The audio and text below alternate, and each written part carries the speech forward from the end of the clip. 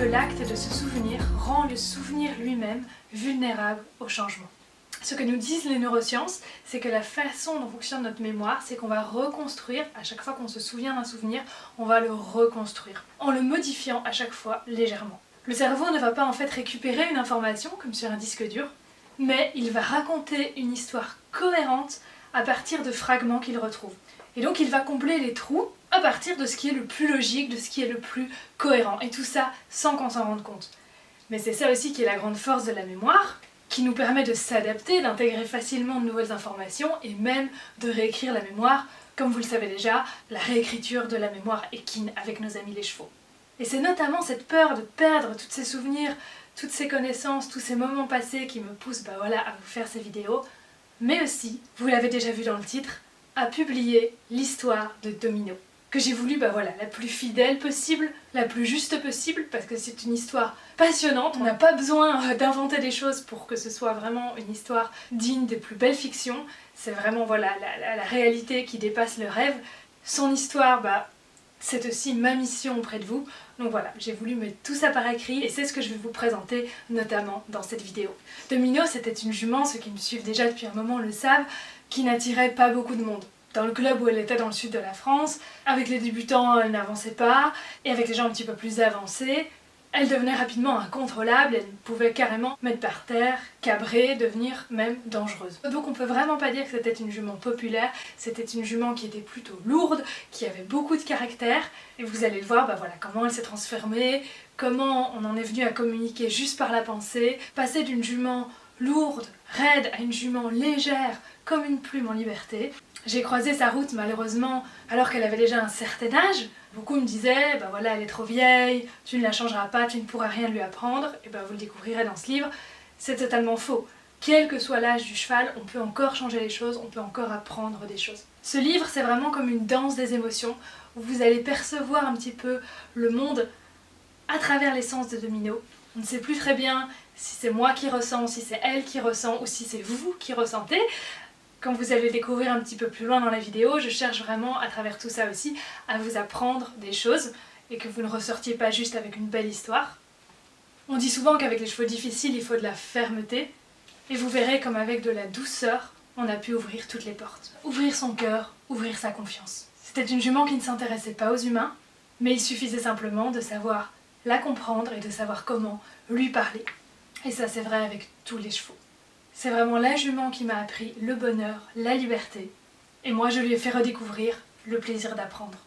La perfection n'existe pas, Domino avait ses défauts, moi j'ai les miens, et c'est simplement de les accepter aussi qui permet d'accéder au bonheur. Parce que le bonheur après tout, c'est de désirer encore ce que l'on possède.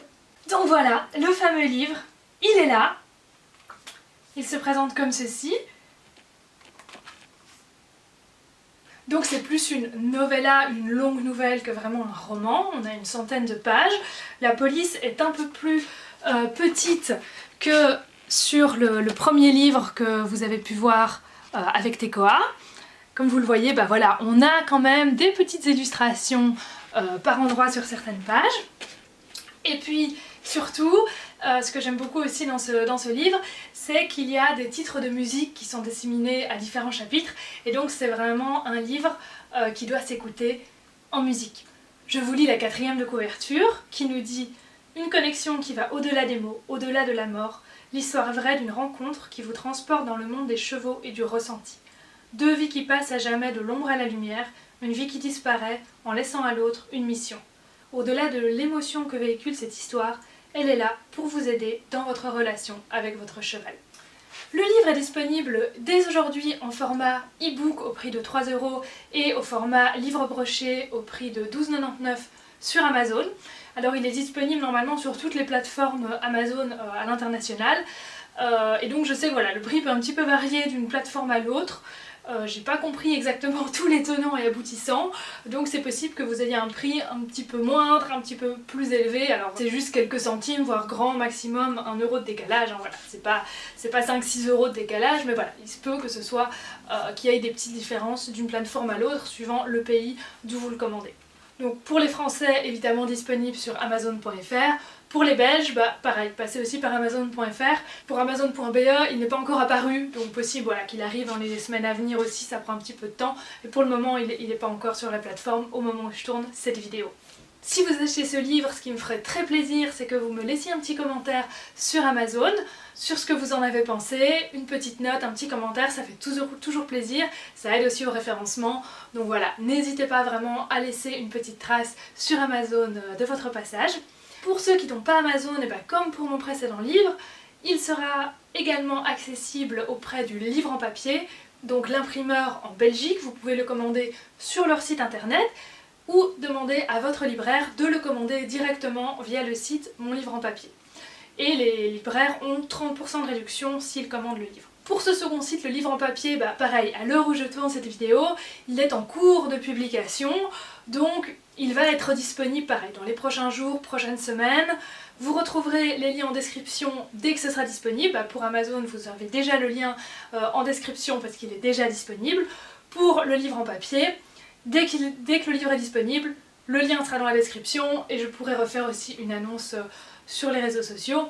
Et si vous avez un doute, si vous ne trouvez pas, n'hésitez pas à me contacter sur Instagram, sur Facebook pour me poser vos questions.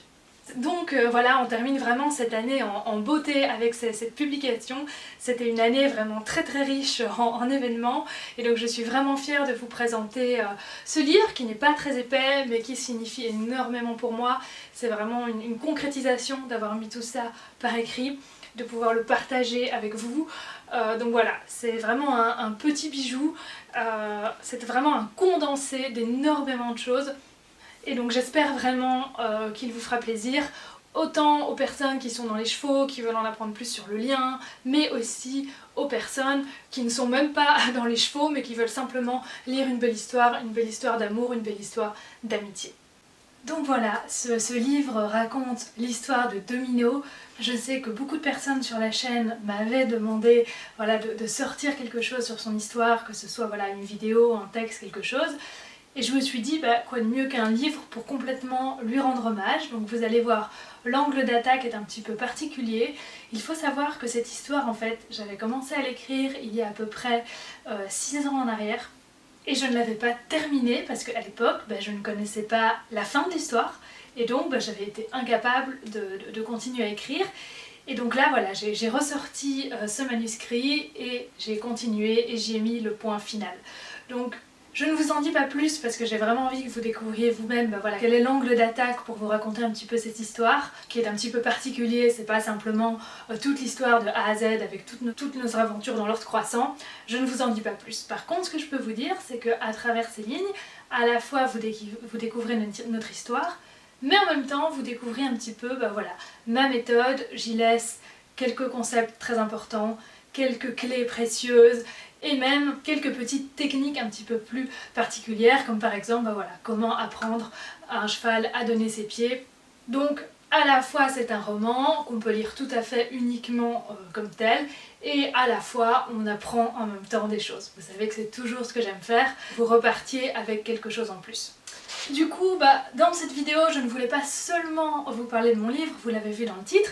Ce qu'on va faire, c'est un petit peu pareil, en parlant en même temps voilà, de Domino, en rappelant un petit peu ce qui m'a amené chez elle à en arriver ici, à vous présenter ma méthode, à travers voilà, la force du lien. Dans cette vidéo, on va parler un petit peu comportement, on va parler de nouveau un petit peu études scientifiques, voilà, donc de nouveau, installez-vous confortablement. L'idée, voilà, c'est vraiment de revoir quelques éléments de la méthode Domino et d'en apprendre, voilà, toujours un petit peu plus. S'il y a une chose que m'a bien appris Domino, c'est que, voilà, le lien avant tout. Si on veut commencer avec un cheval, amour, bienveillance, chercher le lien, chercher la confiance, c'est vraiment par là qu'il faut commencer avant de vouloir commencer par apprendre absolument au cheval des choses, apprendre absolument des techniques, au risque voilà, d'en faire un cheval robot. Également, vous le découvrirez dans le livre, mais avec Domino, j'ai rien fait vraiment dans l'ordre. J'ai pas suivi quelque chose de très classique. J'ai commencé à avoir des cercles, à avoir des valses avec elle en liberté, alors qu'on n'avait pas spécialement le reculé et que les pieds c'était même pas encore top.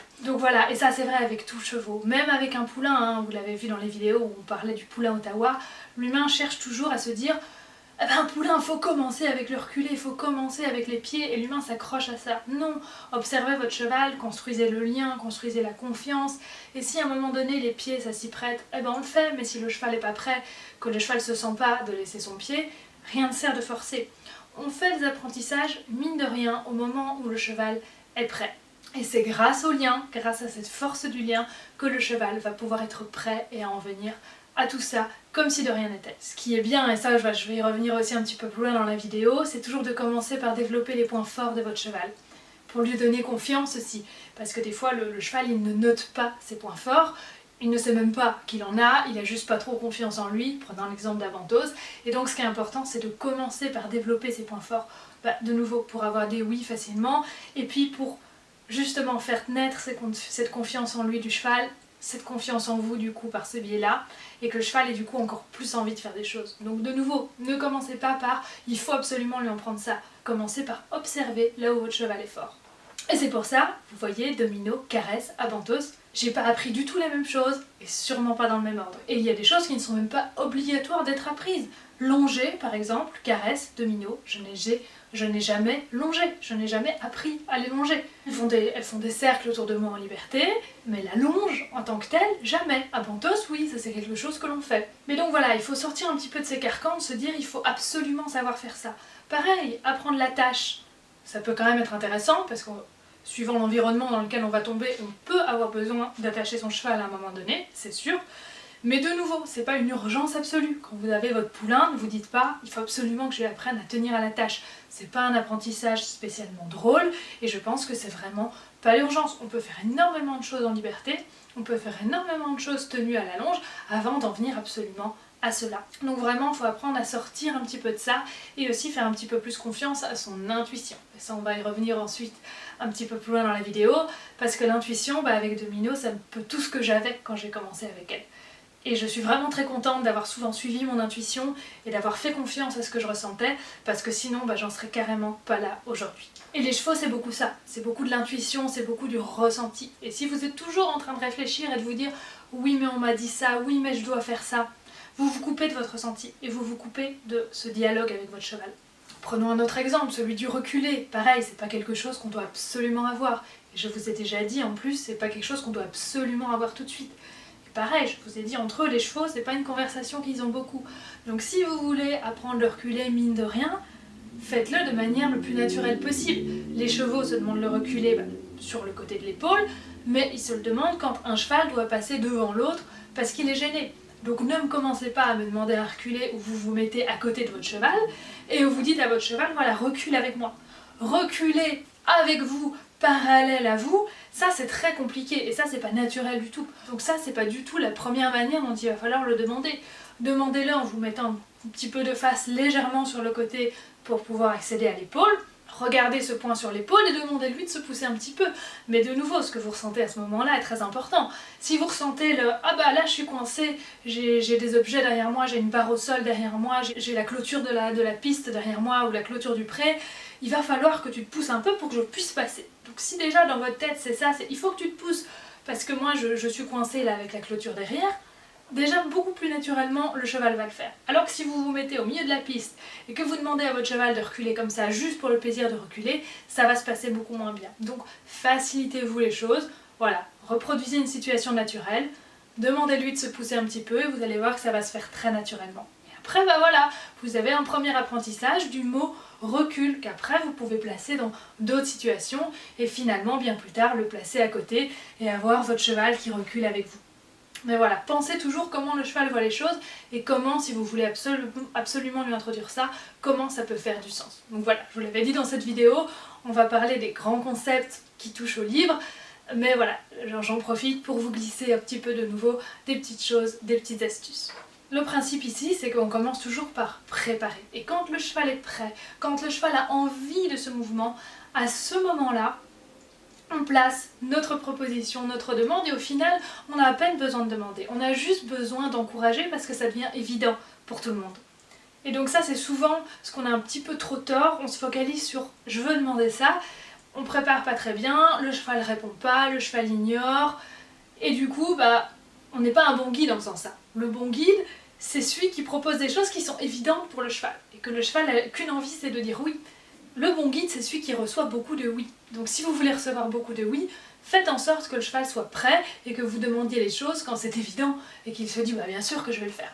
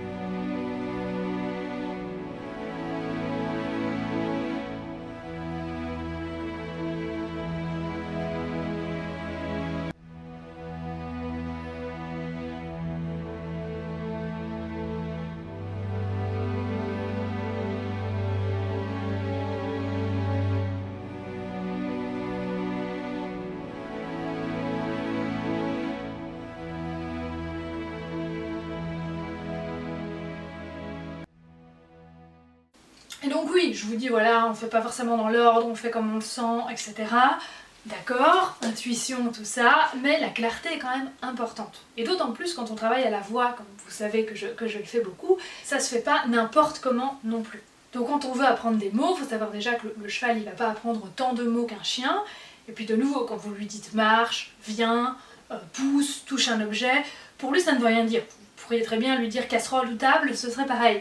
Donc il faut vraiment lui expliquer ce que chaque mot veut dire. Et ça doit vraiment être fait de manière très très claire. Alors de nouveau, il ne faut pas non plus saouler le cheval, surtout dès son plus jeune âge, avec plein d'apprentissage de mots, et passer son temps à être comme ça, carré dans l'apprentissage. Et donc c'est pour ça que c'est important aussi d'avoir des interactions un peu freestyle, où on ne demande rien. Et donc ça, de nouveau, ça doit être clair. Là, hop, on a un moment freestyle, on vient interagir avec des objets, mais je ne demande rien. On est juste dans la découverte ensemble. Et ça, c'est des moments très importants.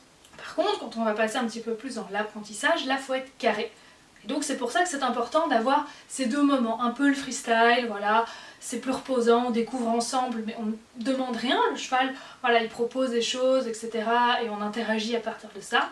Et puis des moments où on va un petit peu plus dire, ok, maintenant, ce mot-là, qu'est-ce que ça veut dire? Je te montre, viens, qu'est-ce que ça veut dire? Je te montre, pousse, qu'est-ce que ça veut dire? Je t'accompagne dans ton mouvement pour te montrer exactement ce que ce mot-là veut dire, pour que ce soit clair pour le cheval et que du coup ça le rassure. Quand vous êtes comme ça dans l'apprentissage, évidemment, faire la différence entre toucher un objet et pousser un objet, il ne suffit pas de dire le mot. Il faut que votre geste soit différent. Il faut que vous ayez montré au cheval, bah, vous savez l'apprentissage que je fais souvent, la balle dans la main et je pousse la tête du cheval vers la balle en lui disant le mot pousse pour qu'il comprenne le geste. Et le touche, bah voilà, c'est juste venir poser la tête dessus, mais le code vocal est différent et le geste qu'on fait est différent également. Si vous me faites le même geste pour deux mots les mêmes, dans l'apprentissage, ça va être un petit peu compliqué. Ensuite, la voix peut suffire à elle-même. Mais voilà, toujours partir de ce principe, on est carré quand même dans l'apprentissage. Et là, ce qui est important aussi, et c'est là qu'il faut être un petit peu carré quand même, c'est que on ne fait pas 10 apprentissages en une fois. Voilà, on apprend un mot, la signification de ce mot, ok, et on va pas passer tout de suite à un autre. À une autre séance, on pourra faire un autre mot, on pourra faire un autre apprentissage, mais voilà, ne pas tout mélanger, que ça devienne une véritable soupe. Alors, rappelez-vous, le temps de concentration du cheval, chez un cheval adulte, c'est 20 minutes maximum, donc c'est pas énorme. Donc avec ça, on fait un apprentissage. Après, voilà, on fait des pauses, on fait autre chose, etc. On peut revenir éventuellement plus tard sur autre chose, mais de nouveau, plus vous faites les choses de manière propre et en prenant votre temps, plus ça va être fixé dans la tête de votre cheval. Et très important, ces moments un petit peu de freestyle, surtout dans les interactions avec les objets, où le cheval a des moments où il peut interagir avec l'objet sans que vous soyez déçus, parce que vous lui dites pousse, il n'a pas compris, il fait pas pousse, il pousse avec la jambe au lieu de pousser avec le nez, du coup vous êtes déçus, et du coup vous cassez un petit peu cette envie du cheval de découvrir l'objet, de chipoter, et ça c'est quand même à la base de tout. Si on a de la curiosité, si on a de l'envie, après on peut cadrer tout ça. Donc ne cassez pas tout ça en ayant l'air tout le temps déçu de ce que fait votre cheval, parce qu'il fait pas ce que vous avez demandé, parce qu'il a peut-être pas compris. Donc de nouveau, des moments où vous lui dites voilà, là je veux que tu pousses avec le nez, je te montre le geste clair et je te récompense quand c'est ça que j'ai, et des moments où il a le droit aussi, bah voilà, s'il veut pousser avec la jambe, il pousse avec la jambe, mais simplement on n'a pas posé de demande à ce moment-là, on n'a rien demandé, le cheval était libre d'interagir avec l'objet, et du coup bah il n'y a pas de problème. Et le cheval ne confond pas. En sachant que voilà, le cheval il change moins vite de sujet que nous. Donc quand le cheval il est sur un objet, il est content d'interagir avec, en effet, on va pas le saouler en lui demandant 10 fois pousse, pousse, pousse parce qu'il va en avoir marre.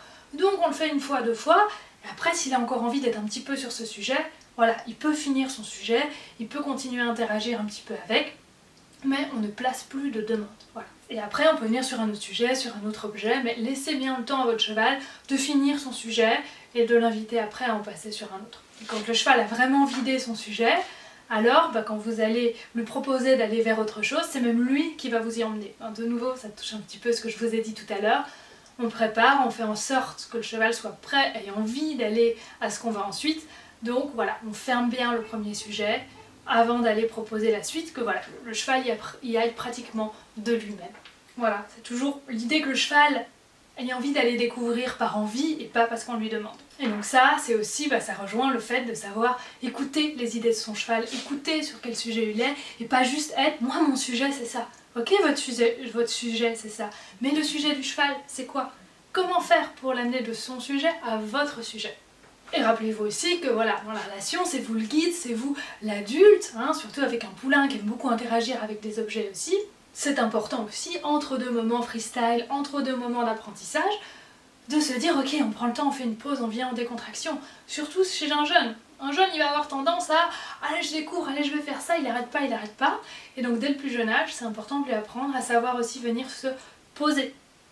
Et donc ça aussi, toujours noter sur quel sujet est votre cheval, le suivre un petit peu là-dessus pour l'amener après à votre sujet, mais pas non plus vous laisser complètement envahir par le sujet de votre cheval, et mon cheval il joue, puis on est là-dedans, Donc du coup on ne sort jamais de cette tension, qui est positive, mais on est toujours dans cette on fait.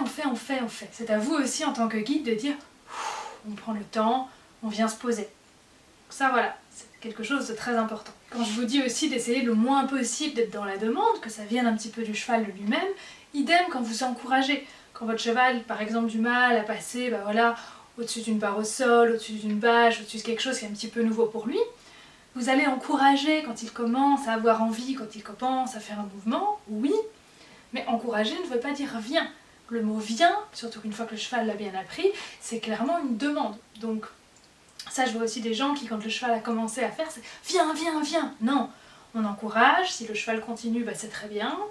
Sinon, on peut revenir un petit peu en arrière s'il y a trop de tension, sinon on peut venir l'accompagner un petit peu, mais voilà, encourager ne veut pas dire être dans la demande. Et ça, je sais que c'est très humain. Quand on encourage quelqu'un, on a tendance des fois à dire allez viens.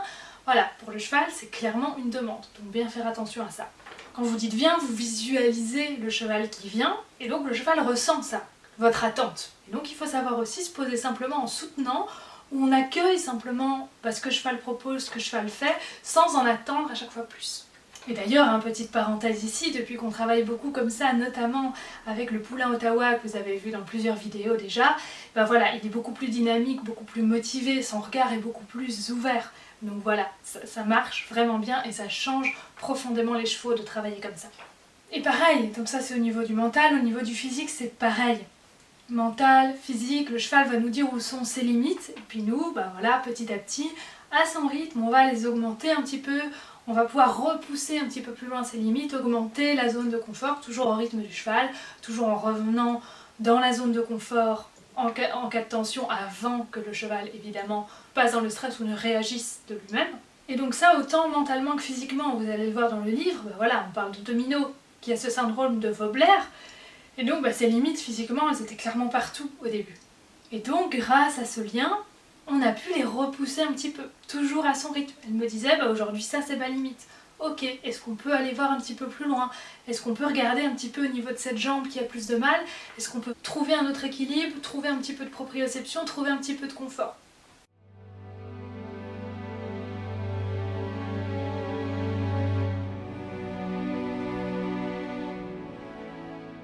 Et ça, c'est redonner confiance au cheval en lui et en son corps, parce que souvent le cheval se met des limites, parce qu'il se dit j'ai plus confiance en moi mentalement, mais j'ai plus confiance aussi en moi physiquement, parce que mon corps a changé, j'ai ce syndrome neurologique de Vobler où je ne sens plus mon arrière-main, ou toute autre pathologie physique en fait. Tout ça, c'est lié aussi au fait que mentalement, le cheval il se met des barrières et il se dit je fais plus confiance en mon corps, j'ose plus y aller. Donc oui, il y a le côté physique qui est bloquant, et là en effet, on va pas pouvoir lui redonner de la mobilité dans ses jambes comme avant son syndrome, ça c'est clair, mais par contre, on va pouvoir l'aider à sentir son corps un petit peu autrement, l'aider à se réapproprier son corps, l'aider à se réapproprier de nouvelles sensations et refaire confiance dans ce nouveau corps. Et donc c'est en ça qu'on va repousser les limites un petit peu plus loin et qu'on va agrandir un petit peu cette zone de confort aussi physiquement, apprendre au cheval à faire avec sa maladie, avec son trouble.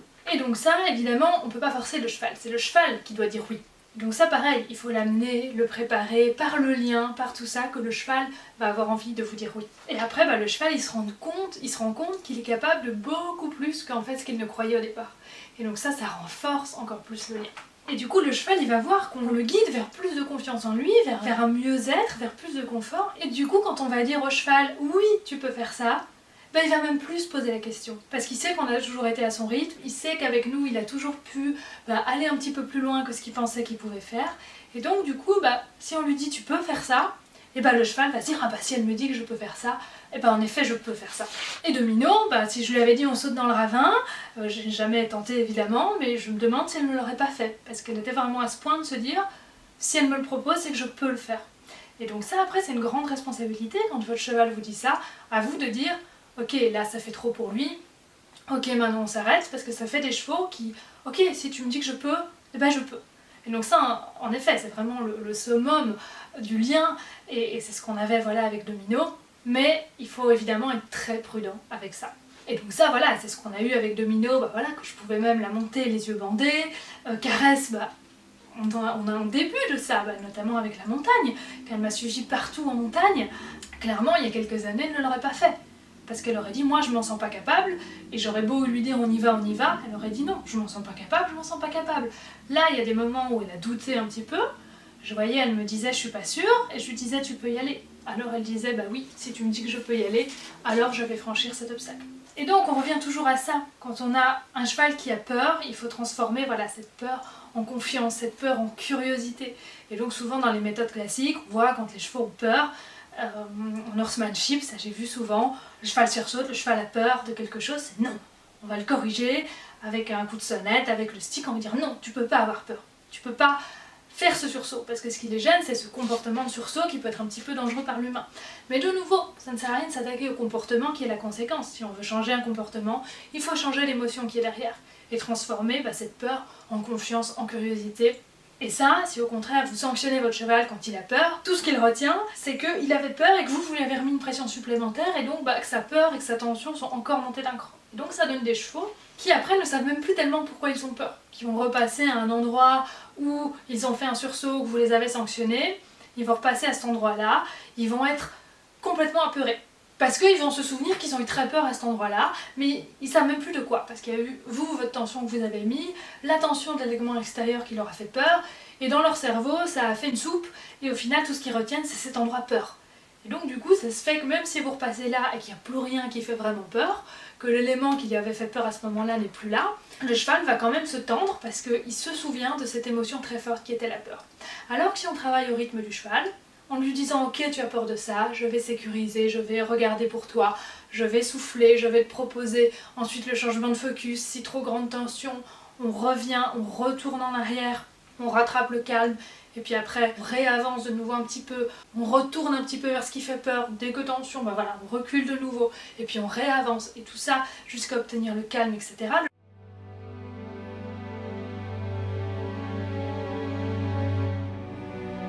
Le cheval réfléchit, le cheval se redécontracte à mesure, et donc il identifie très bien ce qui lui fait peur, un élément très précis dans le paysage, comme avec notre petit cheval dont je vous ai parlé déjà dans plusieurs vidéos, qui manquait beaucoup de confiance en lui et qui avait très peur du cochon.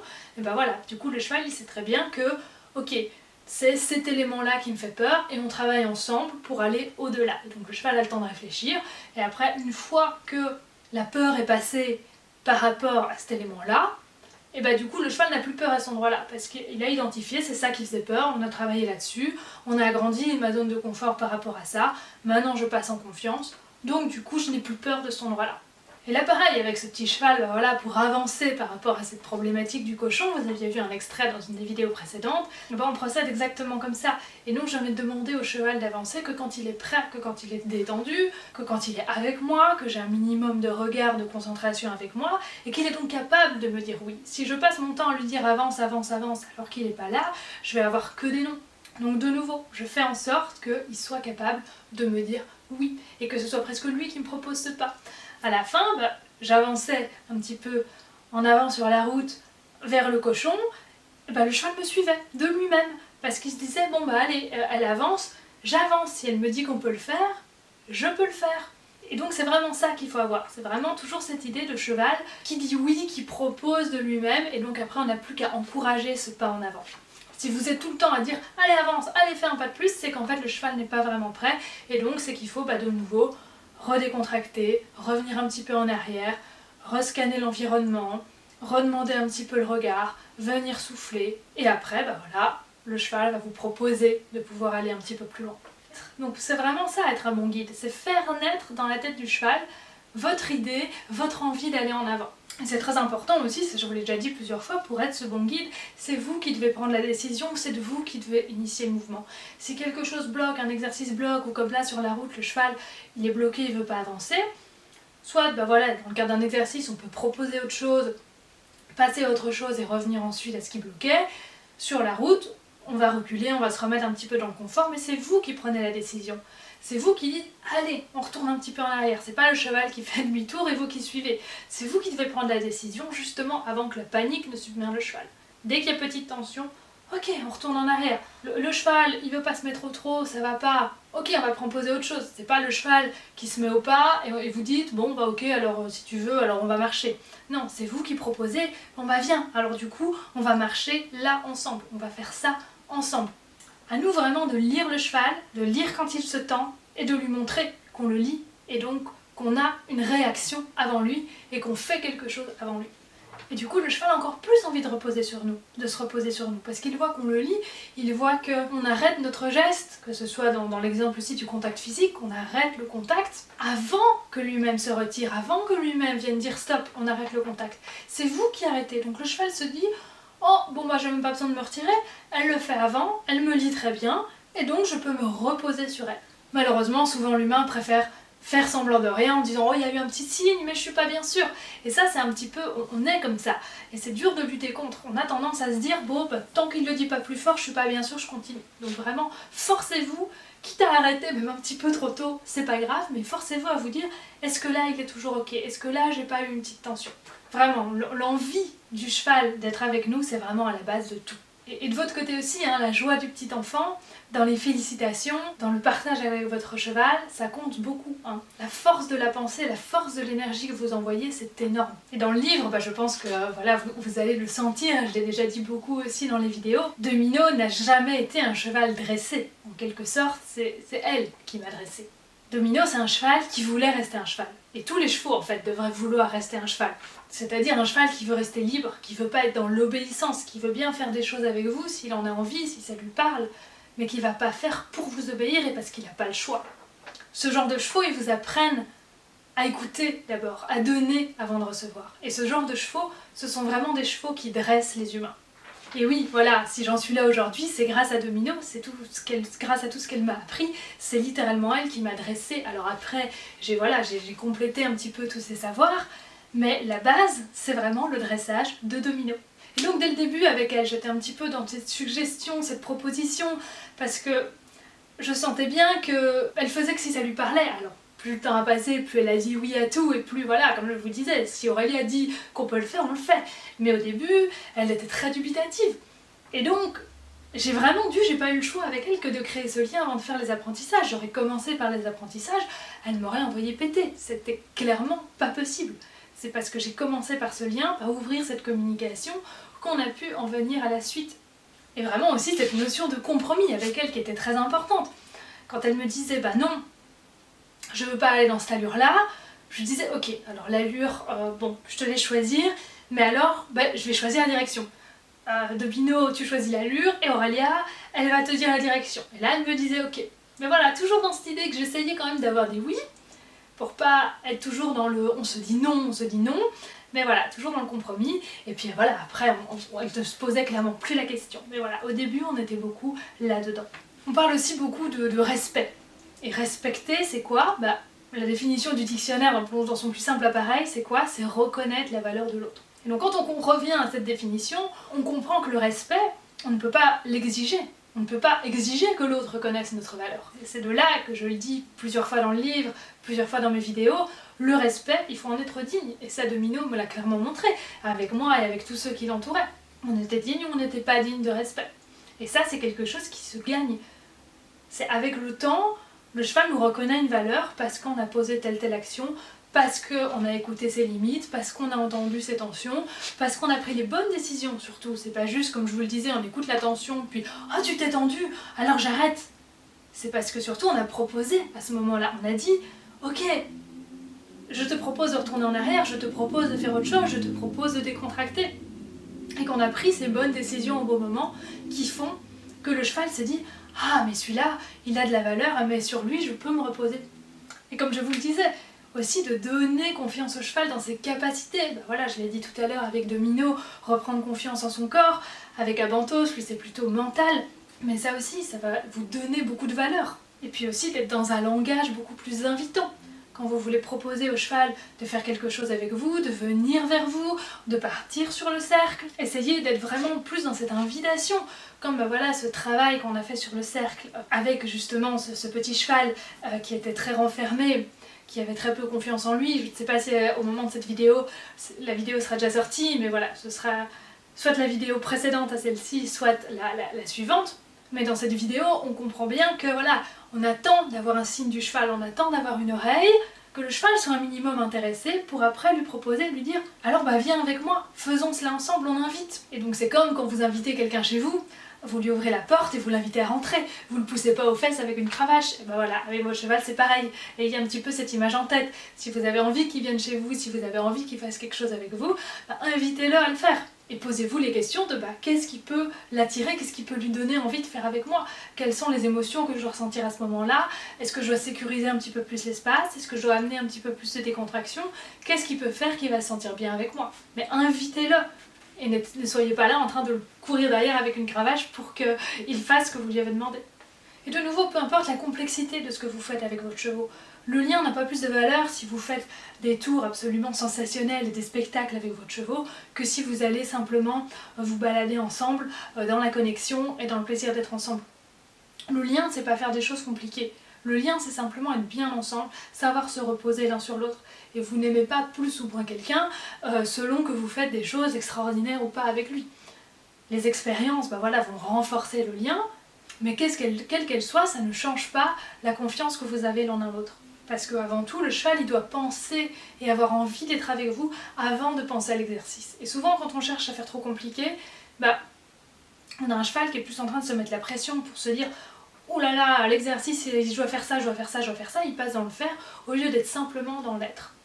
Et quand un cheval est bien, on a de la fluidité, et donc ça veut dire qu'on a du confort, et ça veut dire qu'on était dans le bon. Et de nouveau, tout est dans le savoir-être. Le cheval doit nous choisir. Et ça, seul le cheval peut prendre cette décision de nous choisir. Et donc tout est vraiment dans comment on se présente au cheval. Comment on se tient, est-ce qu'on sourit, le langage invitant, est-ce qu'on sait dire non avec le sourire, est-ce qu'on se frustre, est-ce qu'on est déçu dès que c'est pas comme on pensait que ça serait, est-ce qu'on prend le temps. Toujours être en négociation, on donne envie au cheval et c'est pas rendre inconfortable tout ce qui n'est pas nous pour que le cheval se dise « j'ai pas le choix, je viens ». C'est pas ça non plus. Au final, c'est toujours le cheval qui prend la décision d'être avec nous, de faire avec nous. On peut l'aider à prendre cette décision, on peut le préparer à pouvoir dire oui. Mais la décision d'être avec nous, la décision de faire l'exercice, il n'y a que le cheval qui peut la prendre. Le cheval doit être convaincu. On ne peut pas être convaincu à sa place. On ne peut pas imposer ça. C'est le cheval qui doit être convaincu qu'il a envie d'être avec nous et que c'est super avec nous. Et c'est le cheval qui doit donner son regard. On ne peut pas aller prendre son regard. On ne peut pas aller lui imposer de nous regarder. Et vous savez que dans la base, dans la façon dont je travaille, j'ai besoin du regard. Je ne sais rien faire sans le regard. Mais ce regard, il n'y a que le cheval qui peut décider de me le donner.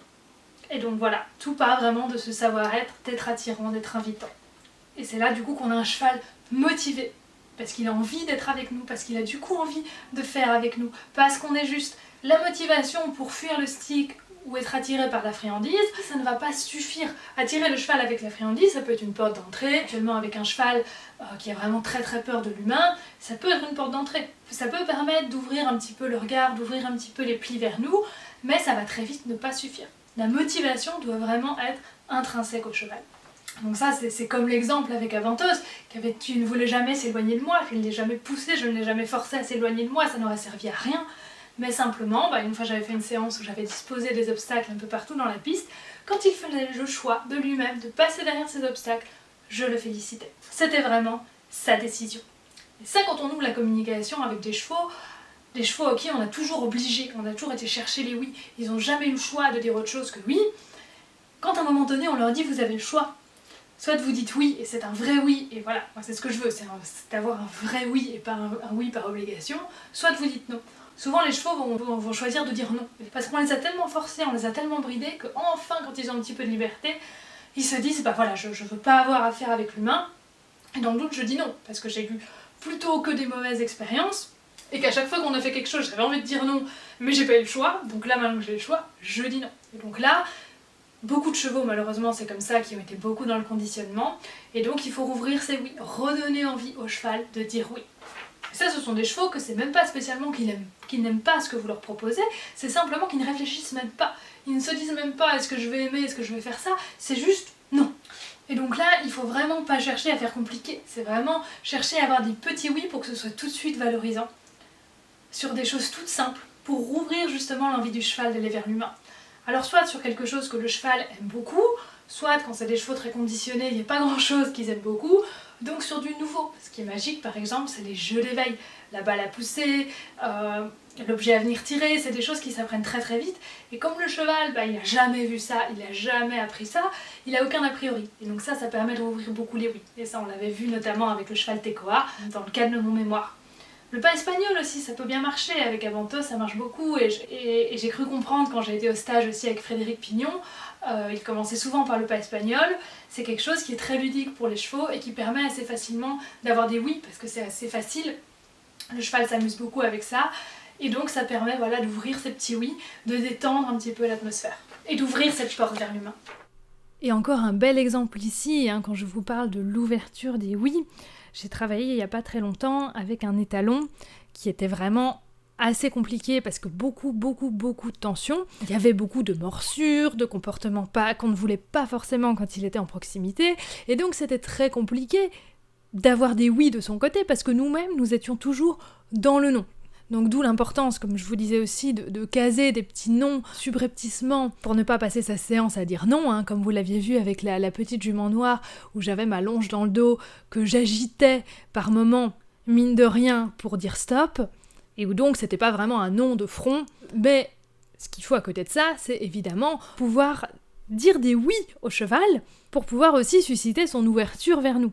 Donc évidemment avec lui, comment j'ai travaillé, à moitié un petit peu en complétion, c'est-à-dire toujours cette idée de la tension, c'est loin de moi, on va l'évacuer à distance, et ensuite quand j'ai une posture d'évaluation, je propose au cheval de revenir dans le calme et de revenir vers moi, et quand j'ai son regard, ou quand il est près de moi, j'essaie vraiment d'avoir des oui de son côté et de mon côté sur des choses simples qui ne coûtent rien.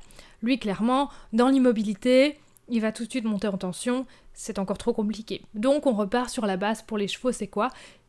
C'est bouger ensemble.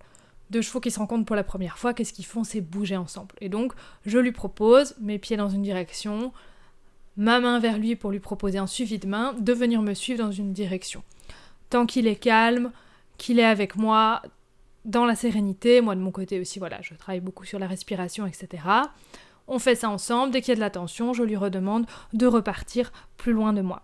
Et j'offre vraiment ce calme, ce relâchement, dès qu'il est près de moi, ce qu'on fait aussi, qu'il aime beaucoup, interagir avec des objets, venir pousser une balle, mais là c'est pareil.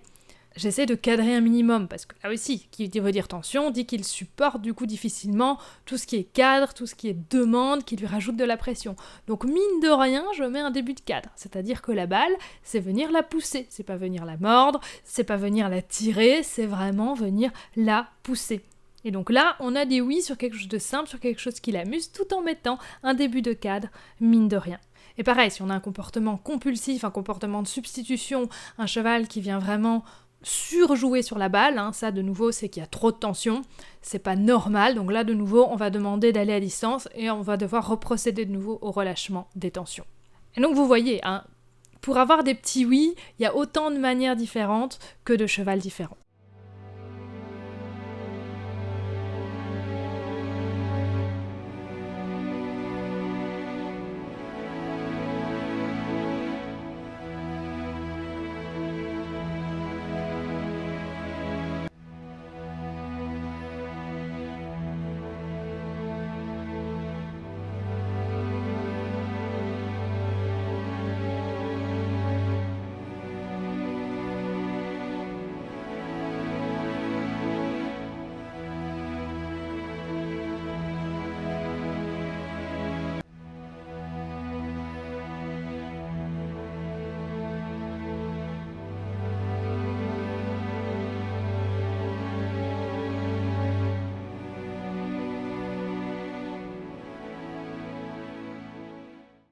Je vous rappelle la recette des oui que je vous ai déjà mis dans plusieurs vidéos, je vous la raffiche ici.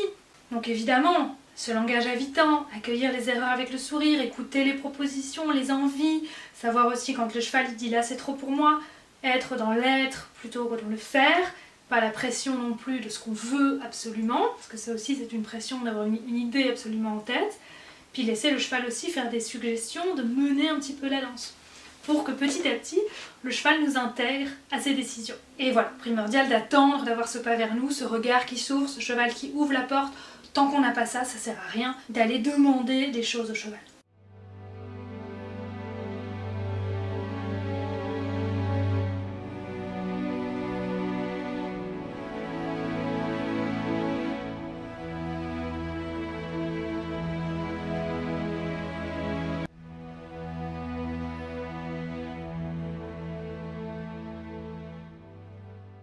Et souvent les gens disent « Ah bon, mais oui, mais tout ça, ça prend beaucoup de temps à faire ».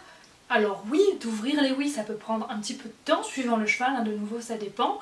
Mais c'est un travail, après, qui se maintient magnifiquement sur le long terme.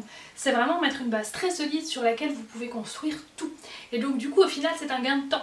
Vous avez l'impression peut-être qu'au début, c'est un petit peu long à démarrer, mais une fois qu'on y est, vous avez un cheval qui va arriver, comme domino à la fin, à dire « Si tu me dis que je peux, je le fais ». Et ça, vous ne pourrez pas l'obtenir si vous ne prenez pas ce temps à la base de bien construire les choses. C'est vraiment un investissement de temps.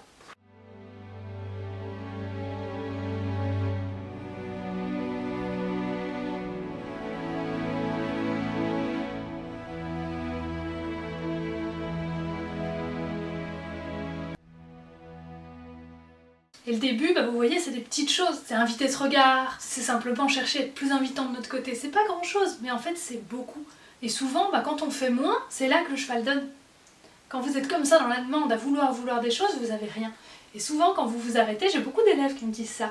Aujourd'hui, j'ai rien fait, j'ai rien demandé. J'ai juste accompagné en piste, regardé un petit peu ce qu'il faisait, et mon cheval, il est venu vers moi, il avait envie de faire des choses avec moi. Et donc c'est important d'investir ce temps dans ce dialogue avec le cheval. Une fois que vous avez ce regard avec le cheval, vous avez vraiment cette longe invisible. Et tant que vous n'avez pas ça, n'essayez pas de rattraper et de combler ce manque de regard par d'autres demandes, ça ne sert à rien. Le mot d'ordre vraiment, c'est faire moins pour faire plus. Regardez, même juste là, je vous mets une petite image avec caresse, juste une main posée, juste un toucher calmant, juste un massage un petit peu passif comme ça où je pose ma main sur caresse et je viens balancer un petit peu simplement mon corps en envoyant un petit peu d'énergie. Regardez comme ça la calme, comme ça la détend.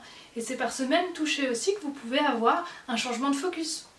Et ça marche très très bien. Les chevaux l'associent très très vite. Ce toucher avec cette énergie un petit peu envoyée, un petit peu massante, ça permet vraiment au cheval de venir changer son focus, de venir se détendre et d'arrêter d'être fixé sur une chose absolument spécifique dont il a peur. Et vous voyez qu'on n'a pas besoin de commencer à s'agiter pour absolument faire changer le focus au cheval, pour le décontracter, etc. Une simple main posée, regardez l'effet, que ça peut avoir. Donc de nouveau, tout part vraiment de vous, de l'énergie que vous envoyez. D'ailleurs, souvent juste l'envie, comme je vous disais tout à l'heure, juste l'envie que votre cheval vous fasse quelque chose, l'envie que votre cheval s'intéresse absolument à vous. Rien que ça peut déjà bloquer le regard vers vous. Parce que le cheval va ressentir ça comme une pression. Lui, comment est-ce qu'il l'analyse? Je veux absolument que tu me regardes, je veux absolument que tu me regardes. Il se dit, pourquoi l'agiter comme ça à l'intérieur? Pourquoi il y a cette tension comme ça? Et du coup, le cheval se détourne. Donc les chevaux, ils sentent vraiment cette tension qu'on se met pour qu'ils restent près de nous. Comme beaucoup d'élèves, quand je leur dis, voilà, maintenant, lâche la longe, fais en liberté, bizarrement, ça va plus. On a l'impression que de l'extérieur, l'élève fait exactement pareil, mais il n'y a plus rien qui va. Parce que la personne s'est soudain mis une pression de, j'ai plus ma longe, il va s'en aller, puis je veux qu'il reste, puis je veux qu'il reste. Lâchez prise. Si votre cheval s'en va, c'est pas grave. On le rappellera, une déconnexion, ça arrive. C'est pour ça que c'est bien de commencer aussi dans un endroit fermé, alors pas trop petit. Que le cheval puisse toujours prendre ce choix justement de s'éloigner et se mettre loin de vous s'il le veut.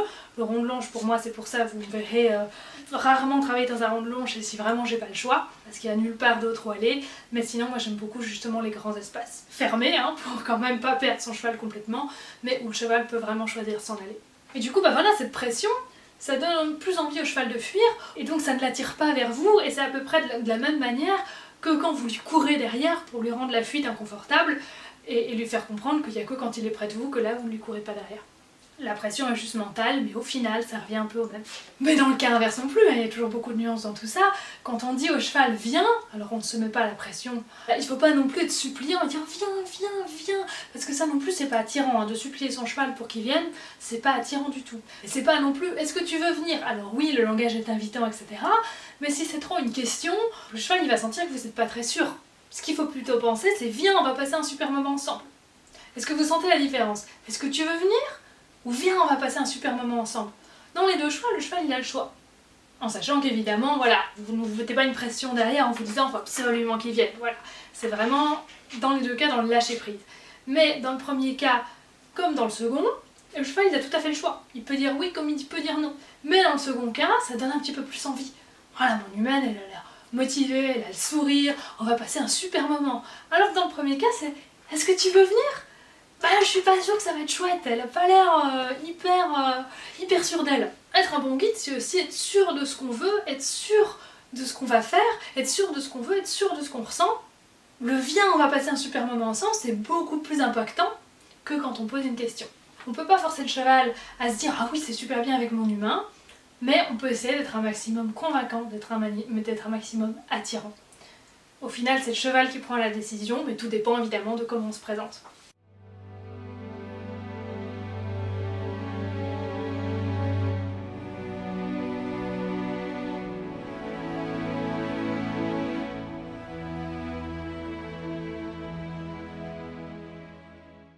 Attention aussi, on parle beaucoup, dans mes vidéos j'en parle beaucoup aussi, tout ce qui est consentement, petite précision ici. Parfois le cheval peut dire non, non j'aime pas, non je veux pas, mais parce qu'il ne connaît pas. Comme voilà, certaines personnes qui ont moins confiance en eux, elles vont dire ça je connais pas, donc non je fais pas, sans même avoir essayé. Donc pour pouvoir dire un non avisé, votre cheval doit savoir de quoi il s'agit. Si vous lui présentez quelque chose de nouveau qui vous dit non, peut-être falloir le présenter de manière un petit peu plus progressive, ok, mais ça veut pas dire que c'est non pour toujours. Ça veut juste dire que dans ce cas-là, il connaît pas, il n'a pas encore essayé, donc il peut pas savoir si oui il aime ou sinon il aime pas. Mais c'est juste que simplement il n'ose pas, qu'il n'est pas sûr parce qu'il connaît pas. Et donc il va falloir plutôt l'apprivoiser à ce niveau-là, pour lui montrer ce que c'est, et puis après voilà, on aura vraiment un consentement éclairé. Et donc de nouveau, il faut préparer le cheval pour qu'il puisse essayer, et pour qu'ensuite il puisse vous dire maintenant j'ai essayé, ça c'est non, ou ah si, ça c'est oui, ça j'adore. C'est comme le cerceau au début avec Aventos, au début il en avait vraiment un a priori, venir sauter dans le cerceau, c'était non pas trop, et après il a adoré ça. Donc voilà, on demande au cheval d'essayer, si c'est trop dur pour lui, au moins on lui demande d'y penser. Comme avec les plots, là on avait fait une séance dernièrement avec Aventos, où il râlait un petit peu en début de séance, il voulait pas passer entre les plots, et ici oui en effet c'était quelque chose qu'il connaissait, d'accord, mais c'était quand même pas un non complètement éclairé, c'était un non parce que il m'en voulait, parce que je m'étais beaucoup occupée de caresses, et donc il était passé dans le je dis non à tout. Et donc là pareil, c'était pas un vrai non par rapport au plot, c'était juste non, je fais rien aujourd'hui. Et donc du coup je lui ai juste demandé de penser au plot, de passer près des plots, de regarder les plots. Et puis à force de penser au plot, il a fini par aller dans ses plots et à trouver ça très très chouette et il s'est plus posé de questions. Donc voilà, vous voyez que c'est pas parce que le cheval dit non qu'on va s'arrêter là, que c'est la fin de la conversation, simplement on est dans cette bienveillance, on est dans cette écoute. Et on va respecter et considérer le cheval avant d'attendre qu'il en fasse de même en retour. Et donc ça, bah voilà, ok, t'es fâché, ok, tu veux pas faire, dans le cas d'Apanthos ici, bah je respecte ça, je peux pas te forcer à faire. Simplement, je vais t'amener petit à petit et te montrer que tout compte fait, c'est très très chouette. Mais je n'ai pas ignoré son comportement, je n'ai pas ignoré son nom, je n'ai pas ignoré son émotion. Oui, un petit peu de discipline, mais sans tuer l'expression du cheval. Tout est vraiment une question de balance. Oui, on va jouer, mais pas vraiment comme un cheval, pas avec de la provocation, pas avec de l'attention. Et ce qui compte, c'est pas tellement de nouveau que le cheval fasse, mais comment il fait les choses. Et pareil, le travail à la voix, c'est quelque chose que j'ai développé énormément maintenant, notamment grâce à Catherine Sen. Mais à l'époque de Domino, je travaillais beaucoup à la voix, bah, vous le découvrirez dans le livre, mais c'était pas cadré. C'était pas cadré, je connaissais pas encore les différentes formes de voix, et maintenant que je les connais, bah voilà, ma voix a beaucoup plus d'effet, ma voix est beaucoup plus impactante. Pareil au niveau des félicitations. Voilà, j'avais tendance à faire cette voix aiguë dans les félicitations, mais maintenant, c'est beaucoup plus travaillé. C'est-à-dire qu'au cheval, j'ai différents tons dans l'aigu pour lui dire, bah voilà, ça c'est très bien, pas encore parfait, mais on a un bon début. Là, lui dire, ah voilà, ça c'est exactement ce que je veux, c'est super. Et ah, ça c'est magnifique, c'est encore plus que ce que j'espérais. Et vraiment, voilà, avoir des degrés dans la félicitation, parce que ça aussi c'est important. Que le cheval voit et comprenne quand il a fait bien, de quand il a fait très très bien. Et qu'il ait envie justement de reproduire ce très très bien. Et de ne pas s'arrêter juste au bien. Si vous félicitez toujours de la même façon, votre cheval va dire bah, si ça lui suffit, moi ça me va très bien. Et ça avec Domino, bon dans une moindre mesure, mais un petit peu quand même, et puis avec beaucoup de chevaux, notamment Caresse, j'ai eu ce problème d'avoir beaucoup de tension dans le départ au trot, notamment à pied, dans le départ au trot à côté de moi. Voir un cheval qui a un petit peu des mouvements d'agacement, et ça je le vois chez énormément de gens.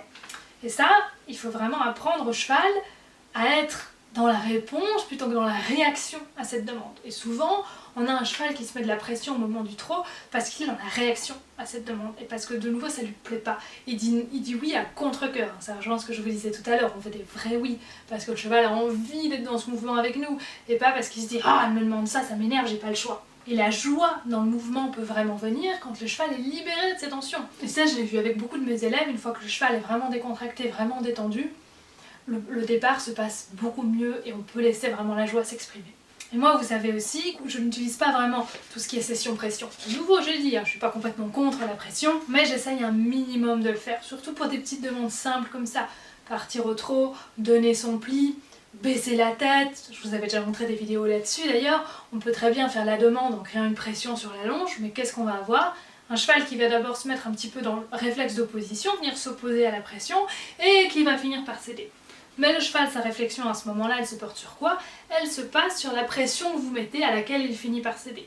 Mais la réflexion n'est pas sur la demande, et donc du coup le cheval ne fait pas en conscience.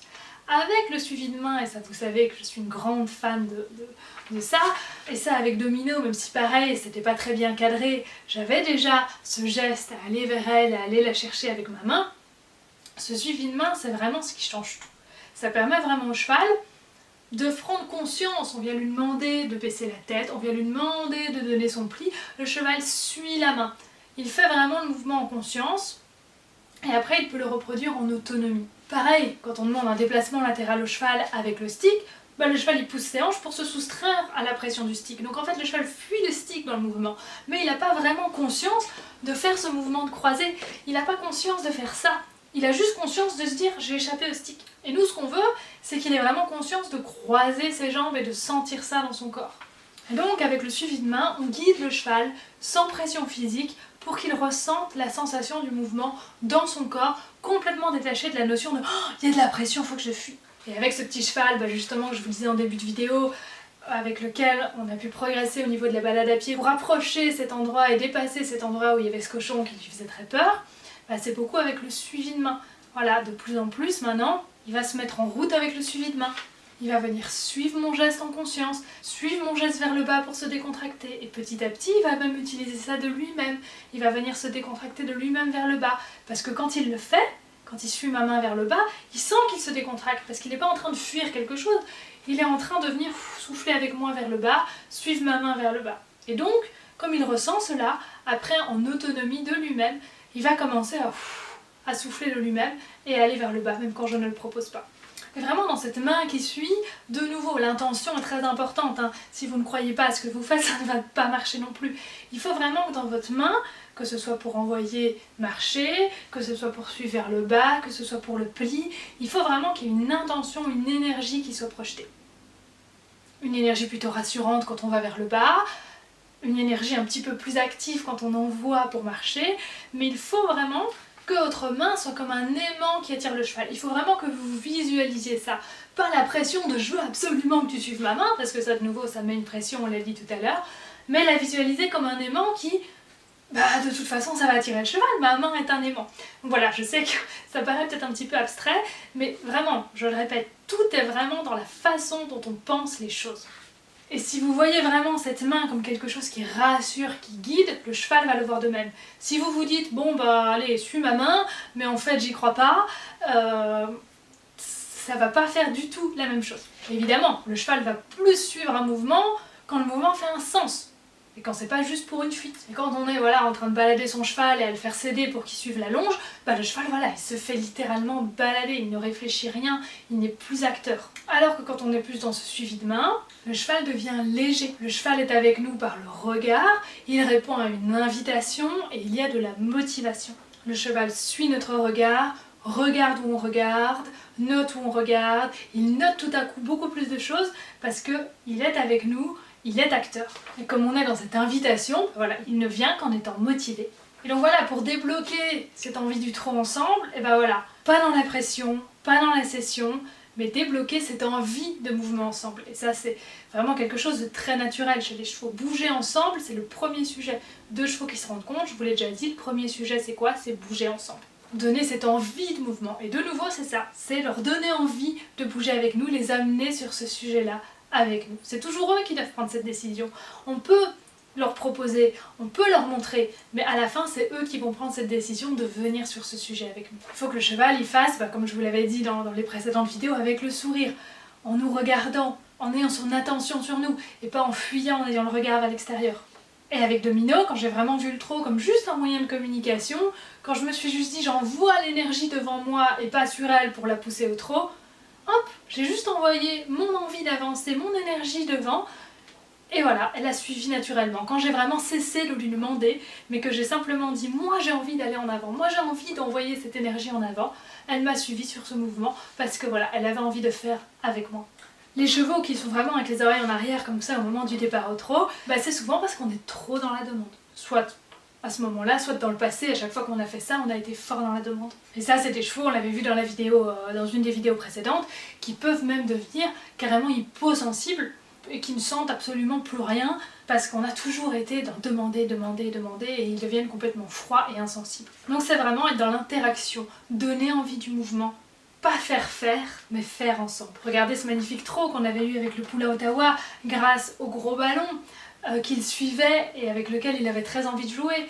On a proposé le trot que quand il était prêt, c'est-à-dire détendu, pas en tension. Les premières séances, on avait un peu de tension, donc c'était pas le moment de demander le trot. Et on lui a demandé, quand il était donc détendu, mais aussi qu'il en avait envie. On n'a pas essayé de provoquer absolument le trot, on a profité d'un moment où on sentait que ça ne demandait qu'à partir.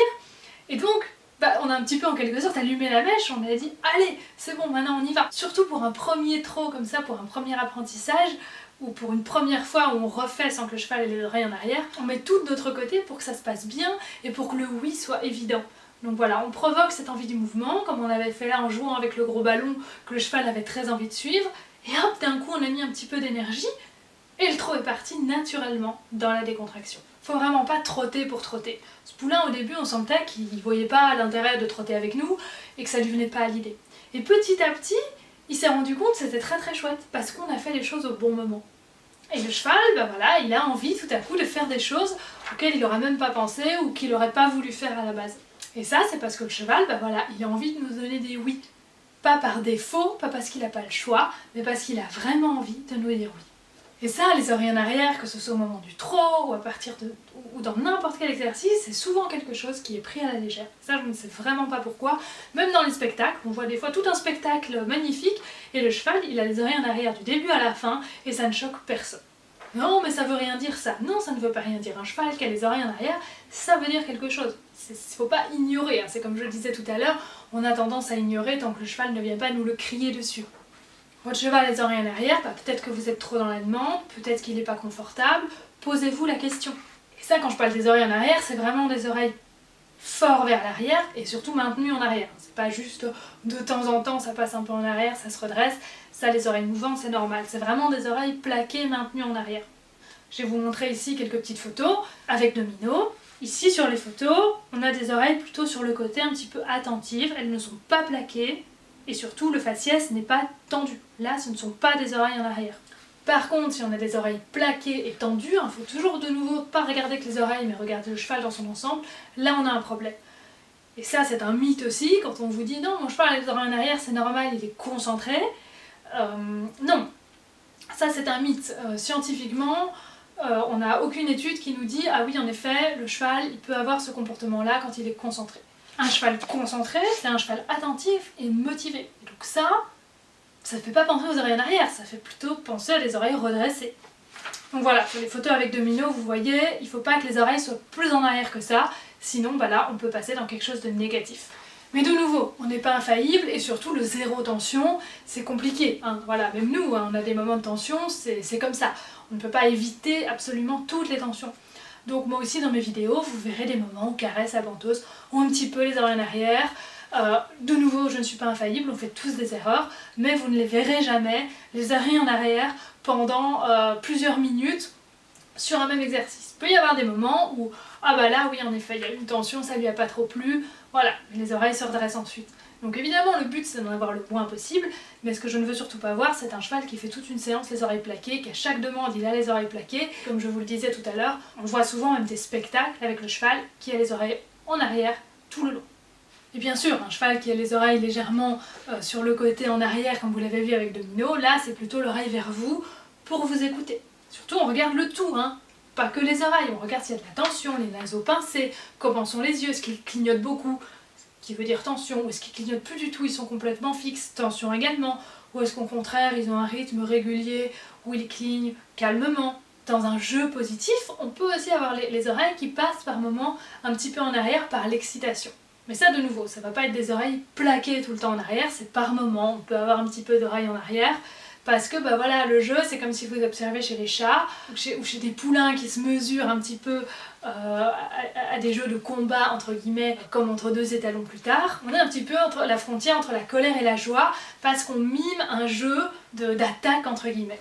Mais par contre si ces oreilles en arrière s'allient clairement avec une tension dans le corps, là on est clairement sur du négatif. Donc de nouveau, on ne s'attache pas qu'aux oreilles, on regarde bien le cheval dans son ensemble. J'avais vu notamment une vidéo d'un piaffe qui était très jolie, qui était réalisée en liberté. On avait des oreilles en arrière, un œil fixe, une mâchoire très crispée, et le cheval était pourtant en liberté. Mais ça posait du coup question, au vu des tensions qu'on voyait sur le cheval, de comment ça avait été appris. Et de se dire que là, typiquement, le cheval il dit pas oui volontiers, il dit pas oui avec le sourire, il dit oui parce qu'il n'a pas eu trop le choix avant et que du coup il reste dans cet automatisme. Et donc c'est pour ça, il faut toujours se méfier des images très courtes où on a l'impression que le cheval fait seul. Voilà, toujours se demander un petit peu comment ça a été fait avant. Et c'est pour ça que moi dans nos vidéos j'essaie de vous montrer, même si de nouveau voilà c'est pas toujours parfait, il y a des fois des petites tensions, mais de vous montrer comment on est arrivé à un exercice. Parce que c'est facile de montrer un truc tout bon en liberté, que le cheval il fait tout bien, tout détendu, mais comment ça a été appris avant? Si on a imposé au cheval à faire et qu'on lui a tapé dessus jusqu'à qu'il fasse, et qu'on a refait jusqu'à qu'il cède, le cheval il va finir par faire, et comme ils sont très résilients souvent, ils vont peut-être même réussir à le faire en décontraction au final. Donc voilà, toujours se poser la question, toujours se dire ok ça c'est très beau, mais comment est-ce que ça a été appris? Et vraiment cette importance de toujours regarder le cheval dans son entièreté. Par exemple au niveau du stress, en posture d'évaluation, c'est très clair, on a l'encolure au-dessus du garrot, on a les oreilles redressées, les yeux tout ronds, mais quand on a un léger stress, souvent ça se voit moins, parce que les gens me disent bah non, parce que là, c'est pas une posture d'évaluation, il y a tout un entre-deux.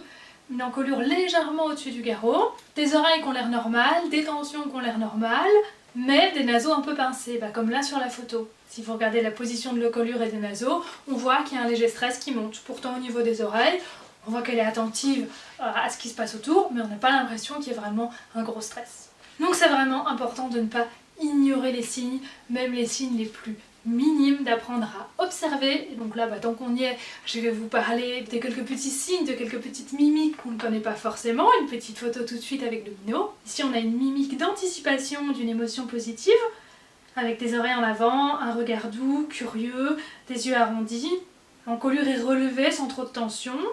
Et on a le bout de la lèvre supérieure qui avance. Donc là, elle est un petit peu sur mon épaule, donc on peut se dire que c'est pour ça qu'elle a l'encolure relevée, mais même si je n'étais pas là, dans cette mimique d'anticipation, on a l'encolure qui passe au-dessus du garrot. Donc voilà, c'est pas toujours encolure au-dessus du garrot égale stress. De nouveau, on regarde le tout.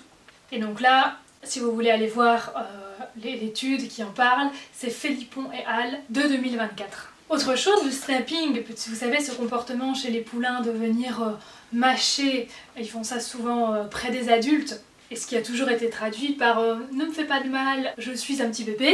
Il a été démontré en 2002 que des étalons domestiques qui ont été sévrés trop jeunes utilisaient plus ce comportement que des étalons sauvages du même âge, et donc des étalons de Przewalski. Donc on peut se demander, est-ce que c'est un résidu de la jeunesse vu qu'ils ont été sevrés trop tôt? Est-ce que c'est persistance d'un caractère juvénile? Mais apparemment il a été aussi observé que ce comportement peut aussi se faire entre adultes pour apaiser apparemment un conflit ou pour diminuer l'agressivité de l'individu auquel il s'adresse. De nouveau, il n'y a pas vraiment d'études là-dessus, ça n'a pas été terminé le travail là-dessus, donc la question reste ouverte. Peut-être que ce snapping, ça serait pas uniquement chez les poulains, peut-être que ce snapping veut dire plus de choses que ce qu'on pense qu'il veut dire, et c'est ça que je trouve magnifique en fait, c'est que il n'y a aucune certitude, et moi je dis heureux en fait qui est celui qui n'a que des certitudes, parce que moi plus j'avance, moins j'en ai, et puis surtout, tout est à nuancer. On vient d'en parler là avec les oreilles pour le jeu, on va reparler encore du jeu dans quelques minutes avec d'autres études, mais voilà, rien n'est aussi simple, rien n'est ni noir ni blanc. Il faut faire vraiment attention à ce qu'on lit, à ce qu'on dit, et sur les réseaux sociaux, il y a beaucoup de gens, maintenant c'est très à la mode, de venir décortiquer des études, de venir les résumer, et souvent c'est tellement résumé qu'on perd le sens initial, et donc voilà, quoi qu'on vous dise, allez toujours vérifier les sources, allez toujours vérifier les études, même moi quand je vous dis quelque chose, si ça vous paraît pas clair, plutôt que de traduire et de vous dire ça doit être ça qu'elle a voulu dire, allez lire l'étude. Ce qui est sûr par contre, c'est qu'en domestiquant le cheval, en conditionnant son mode de vie, en lui imposant énormément de choses, on a dégradé son comportement. Et donc voilà, on peut avoir comme ça des caractères juvéniles, comme le snapping, qui peuvent persister. Et puis surtout, le répertoire des comportements des chevaux domestiques sont bien moins riches que le répertoire des comportements des chevaux sauvages. Et c'est pour ça que j'ai vraiment hâte d'aller observer nos chevaux sauvages en 2026 pour un petit peu vous témoigner de tout ça et vous montrer qu'au final, les comportements sont bien plus riches que ceux qu'on voit malheureusement chez nos chevaux. Je continue un petit peu dans cette parenthèse qu'on a sur l'observation parce que je trouve que c'est passionnant et que de nouveau, c'est à la base de tout. On a une étude de 2024 qui nous parle des indicateurs du bien-être positif. Et donc on cherche un petit peu quels pourraient être les indicateurs du bien-être. Parce qu'on a beaucoup d'études où on cherche les indicateurs qui montrent que le cheval est dans le mal-être, ça on en a tout plein, mais des indicateurs positifs, on n'en a pas tellement. Et du coup ça pose un petit peu problème, parce que ça veut dire quoi? Quand il n'y a pas d'indicateur négatif, le cheval se sent bien? Pas forcément, c'est pas aussi simple. C'est pas parce qu'il n'y a pas de signe de tension que forcément on est heureux. Dans cette étude, il nous présente 3 indicateurs potentiels, le jeu, l'allo grooming et la proximité. Le jeu, c'est un petit peu ambigu, vous avez, je pense, vous l'avez déjà compris depuis le temps que je vous parle du jeu chez le cheval. On va encore en parler, même un petit peu plus loin dans cette vidéo, Voilà, c'est un thème qui est très important. Un cheval qui joue, ça peut être un cheval qui a mal au dos, on en reparle dans quelques instants. Donc pour qu'il y ait un vrai jeu, il faut vraiment qu'il y ait une réciprocité des actions, pas un cheval qui court après l'autre. Idem évidemment, quand on joue avec notre cheval, voilà, c'est pas nous qui courons après notre cheval. Il faut aussi que les oreilles soient en avant, le plus souvent possible. Et il faut qu'il n'y ait pas de vocalisation. Quand il y a agressivité, quand c'est plus vraiment un combat, quand c'est vraiment 2 chevaux qui s'engueulent, là il va y avoir des vocalisations. Quand c'est un vrai jeu, il n'y a pas de vocalisation. L'allo grooming, ambigu aussi, parce que c'est aussi utile pour apaiser des tensions, même s'il n'y a pas forcément d'affinité entre 2 individus. Et ça va aussi dépendre d'un individu à l'autre, certains vont plus aimer ça que d'autres, et ça va dépendre de la saison. Par contre, un vrai bon indicateur, c'est la proximité. Si deux chevaux sont à moins d'1,50 m l'un de l'autre pendant au moins 1 minute, dans une posture détendue, et si c'est pas évidemment une proximité forcée avec un box, un petit paddock, etc., là, ça veut dire qu'en effet, on a un indicateur de bien-être, que les chevaux sont détendus, sont bien ensemble, et c'est un indicateur aussi que probablement les deux chevaux ont des affinités entre eux. Ça permet de voir que ces deux chevaux-là s'entendent. On peut le voir aussi quand ces deux chevaux vont se synchroniser pour faire des activités ensemble. Et donc ça, c'est ce qui peut s'observer dans des grands troupeaux, quand vous allez avoir des sous-groupes par affinité, ben voilà, vous allez pouvoir observer les affinités comme ça. Mais voilà, on voit que c'est un petit peu pauvre, hein. On n'a qu'un seul indicateur qui peut montrer que le cheval est bien quand il est en proximité, en affinité avec quelqu'un. Bon, c'est pas foufou. Très important quand vous observez, et ça je pense qu'on en reparlera du coup quand je partirai en 2026 chez les chevaux, d'observer les comportements, donc les occurrences, combien de fois le cheval marche, combien de fois le cheval pointe quelque chose avec son nez, etc. Sur un certain laps de temps, hein. Si on observe sur quelques secondes, on ne peut pas en conclure grand chose, hein. Toujours le contexte, toujours voir l'ensemble. Et donc c'est toujours important d'être factuel et de ne pas interpréter quand on observe. Après on peut interpréter et on peut essayer de mettre des mots sur les choses, mais la première observation c'est simplement créer comme une sorte de répertoire des comportements, dire je vais lister les comportements avec des actions bien délimitées pour décrire chaque scène. Par exemple le cheval A marche vers le cheval B, le cheval A met les oreilles en arrière et le cheval B s'en va. Voilà, là on a décrit une action de manière complètement factuel, on n'a pas dit le cheval A chasse le cheval B. On n'a mis aucune interprétation, on a juste décrit. Et on a aussi la méthode focus, où là on va se focus sur un seul individu, et on va vraiment observer tous les comportements de cet individu sur un certain laps de temps, le plus long possible évidemment, et on va compter le nombre d'occurrences, combien de fois le cheval lève la tête, combien de fois le cheval broute, combien de fois le cheval marche, voilà. Et après, à partir de là, on peut éventuellement en déduire des choses. Pareil, quand je vous avais parlé de ce petit cheval qui se faisait beaucoup chasser, je vous avais montré en vidéo qui décontractait pas avec les autres, je vous ai montré que quelques extraits, mais quand j'ai observé, je suis restée plus d'1 heure là-bas sur place, on a observé toutes les occurrences, tous les comportements, et pendant tout ce laps de temps, tous les comportements qu'il avait allaient dans ce même sens. Il marchait loin des autres, un cheval le poussait, il restait à l'écart du groupe, cette façon de ne jamais décontracter, de rester en vigilance alors que les autres décontractaient, on l'a observé plusieurs fois. Voilà, tout ce qu'on a observé allait dans le sens de l'exclusion. C'est pas juste les quelques images que je vous ai montrées qui suffisent à dire voilà, ce cheval est exclu. Évidemment, il y a tout un travail derrière. Et c'est vrai que je dis déjà tellement de choses que je pense pas toujours à tout expliquer en détail non plus, mais je pense que c'est important de vous le redire là aussi. Quand on observe, avant d'en venir à une conclusion, on observe d'abord de manière factuelle, on regarde tous les comportements sans mettre de jugement et sans vous dire c'est ça que j'ai envie d'observer, sur un certain laps de temps donné, et après on se pose, on regarde et on dit ok, tous les comportements vont dans ce sens-là, dans le sens de l'exclusion. Et ce qu'on observe beaucoup aussi, et ça je suis très contente parce que Frédéric l'a redit quand j'ai été au stage il y a quelques mois, il y a quelques semaines maintenant, qu'un cheval, une fois qu'il a connu le lien, on ne peut pas le remettre en prairie comme ça et ne plus rien faire avec lui. Et ça c'est quelque chose que Domino m'a montré aussi, vous le découvrirez dans le livre. Domino m'avait appris ça, mais c'est vrai que ça paraît tellement fou. Et puis à cette époque-là, personne n'avait ce discours-là, j'étais très contente de le réentendre chez Frédéric, que oui, le lien c'est quelque chose de tellement fort, je pense que vous l'avez compris au vu de ce qu'on a dit au début de cette vidéo, qu'une fois que le cheval a connu ça, il peut plus s'en passer, ça devient vraiment un besoin ces interactions avec vous.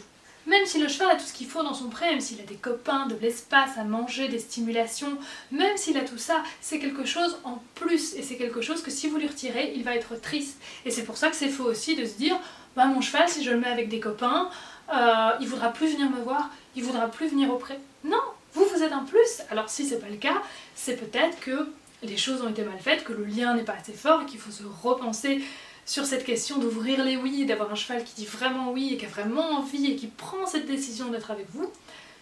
Si ça n'a pas été pris, en effet, le cheval il va avoir ses copains et il va plus vous calculer.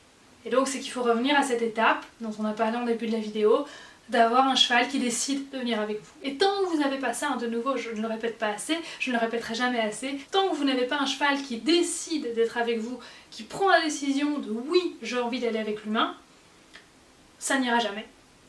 Mais en effet, quand vous allez le mettre en troupeau, il n'aura pas envie de revenir vers vous. Et vous allez pouvoir faire un château de cartes un peu branlant, vous allez demander des choses, il va faire un jour oui, un jour non. Mais ça sera jamais vraiment des vrais oui, et ça sera toujours un peu chancelant. Et on parle souvent des 3 F. Alors les 3 F, c'est une notion très importante, c'est primordial, mais pour moi ce n'est pas suffisant.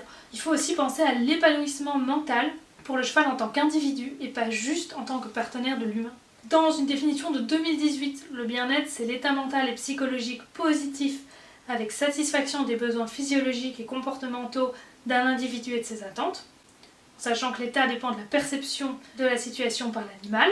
En 2025, on rajoute des choses à cette définition du bien-être. On a en plus les notions d'épanouissement, de développement des compétences émotionnelles, cognitives, avec des apprentissages pertinents du point de vue de l'animal, plus la résilience, c'est-à-dire retrouver l'état de bien-être suite à une perturbation.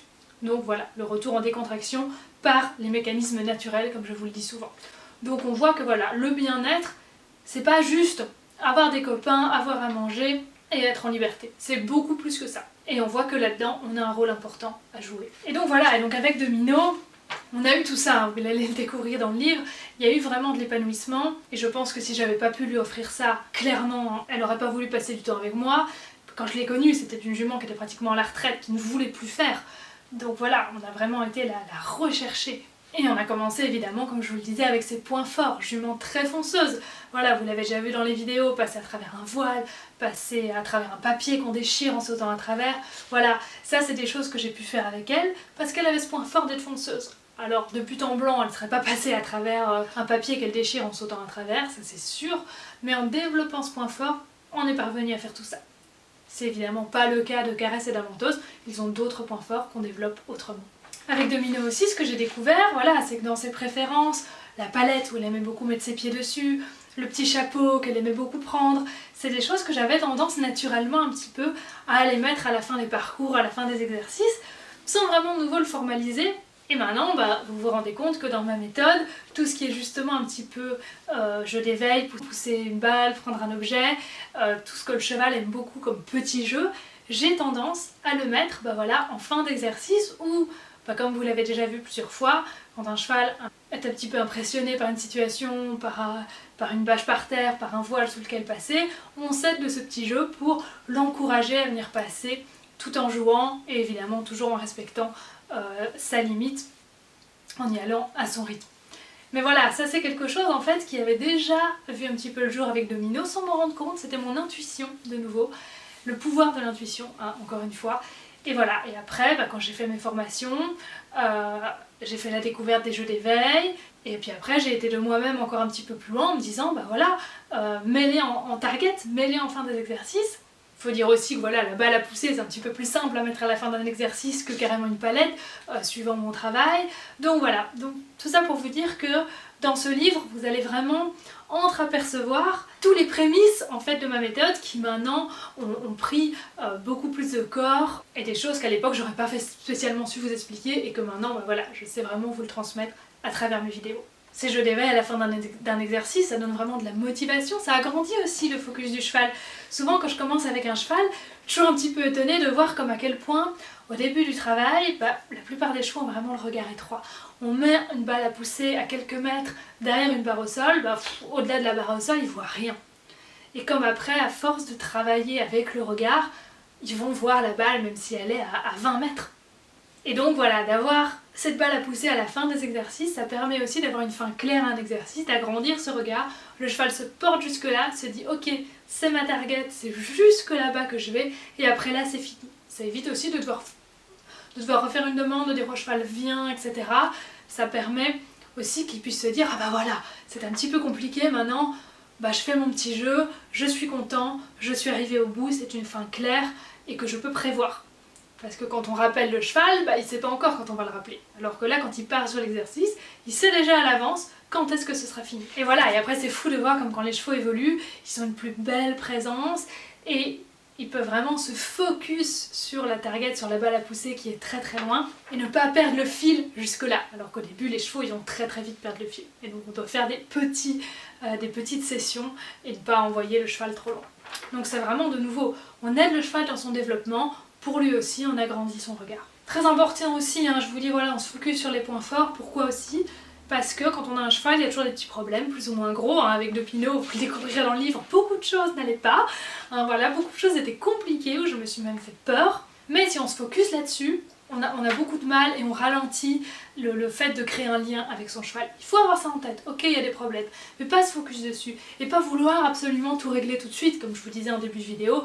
Faut pas absolument se dire ah j'arrive pas à prendre les pieds, il faut absolument que je prenne les pieds. Ça c'est le meilleur moyen pour arriver à rien du tout, casser complètement votre cheval et ne pas aller dans ce sens du lien justement. Donc c'est pour ça qu'il faut se focaliser sur les points forts. Des points forts il y en a toujours, le côté fonceur de Domino, c'était peut-être pas toujours un point fort mais on l'a transformé comme tel. Le côté très courageux, le très côté de je vais au devant des choses. Voilà, il y a toujours du positif, il faut vraiment s'accrocher à observer ça et s'accrocher à ça. Et tout ce qui est négatif, tout ce qui va un peu moins bien, souvent, c'est des choses qui viennent du stress. Même les oreilles en arrière au moment du départ au trot, comme on parlait tout à l'heure, c'est des choses qui viennent du stress. Il ne faut pas confondre ça avec la personnalité de votre cheval, ça c'est très important. Un cheval qui exprime un mal-être, c'est pas un cheval qui est colérique, c'est juste un cheval qui vous dit je suis pas bien. C'est pas sa personnalité. Et donc c'est important d'observer ça. Quand on approche un cheval pour la première fois, c'est important de regarder voilà, quelle conscience il a de lui-même, quelle conscience il a des autres, quelle conscience il a de ce qui l'entoure, comment il interagit avec les autres, où est-ce qu'il regarde, quels sont ses sujets, est-ce qu'il change souvent de sujet, quel rôle il a dans le troupeau, par exemple le rôle de sentinelle, c'est pour surveiller un petit peu l'environnement, c'est un rôle qui doit tourner dans le troupeau. Si c'est toujours le même que la sentinelle, c'est qu'il y a un petit problème, probablement au niveau des tensions. Donc voilà, observez le cheval, pas qu'avec l'humain, aussi dans le troupeau, comment il se comporte. Et quand on observe, à savoir que tous les comportements qui sont répétitifs sont souvent des comportements problématiques. Tout à petite dose, au final, ça va, le jeu à petite dose, la curiosité à petite dose, mais tout ce qui est trop, comme le rôle de sentinelle, voilà, c'est toujours le même qui est à la sentinelle. Ça montre qu'il y a un problème, qu'il y a un stress, qu'il y a une tension. Et donc ça, c'est pas la personnalité du cheval. C'est pas sa personnalité d'être la sentinelle 24 heures sur 24, c'est qu'il y a une tension. Et après, quand on a vidé ces tensions, on a la vraie personnalité du cheval. Et donc Domino, elle a toujours eu une belle personnalité, une belle présence, un beau calme, mais je trouvais que plus elle vieillissait, au lieu de s'éteindre un petit peu malgré avec ses soucis de Vobler, etc., c'était l'inverse. Elle grandissait, elle avait vraiment comme une aura. Ça voilà, de nouveau, c'est un petit peu abstrait comme concept, mais on sentait vraiment autour d'elle une grande aura, une grande paix, une grande décontraction. Ce que j'ai plus jamais ressenti après. Domino, c'était vraiment un cheval qui vous apaise. Moi, c'était vraiment une jument, même si j'étais pas apaisée, je venais près d'elle, j'étais tout de suite apaisée. Et maintenant, grâce à elle, je peux apprendre ça à mes autres chevaux et leur apprendre à s'apaiser, mais parce que j'ai pu ressentir ça grâce à elle. Et tant qu'on n'a pas vraiment ressenti ce profond apaisement, c'est vrai que c'est dur de leur transmettre. Et je pense que c'est ça aussi que je m'en sors pas trop mal au niveau des contractions, c'est parce que j'ai vraiment ressenti au moins une fois cette vraie présence, cette vraie décontraction. Donc voilà, bien différencier ce stress de la personnalité, la curiosité c'est très très bien.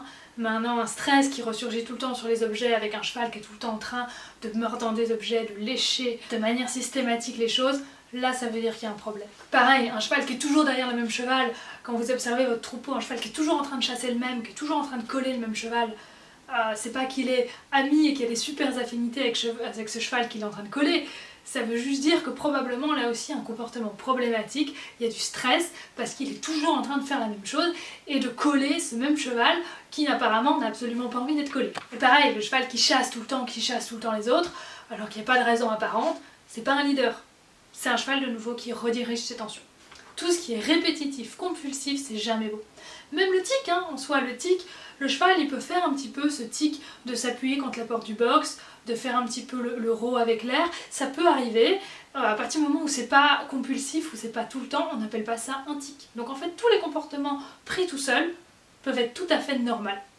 Le problème, c'est toujours la répétition. Et c'est là que vous devez vous dire, là il y a un problème, là il y a un stress, là il y a une tension. Se gratter, se coucher, c'est un comportement tout à fait normal, jusqu'au moment où il devient répétitif. Pareil avec le jeu.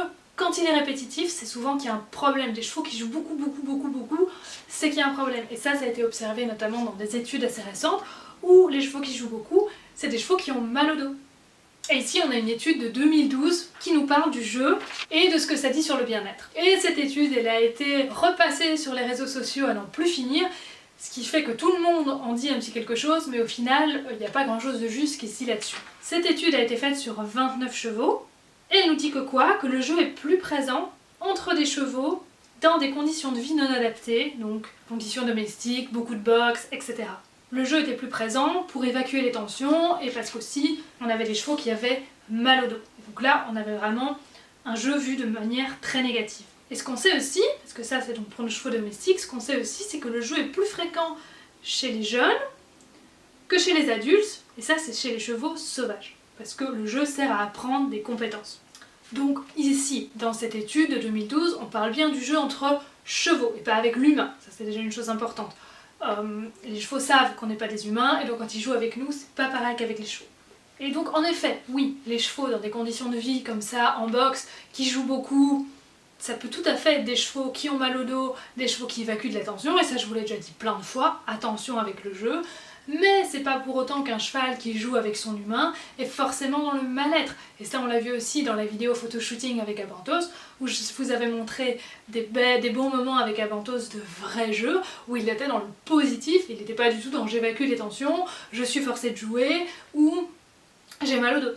Le jeu peut être positif, mais il faut toujours regarder les signes, hein. Je ne reviens pas à ce qu'on a dit tout à l'heure avec les oreilles, avec les tensions, etc.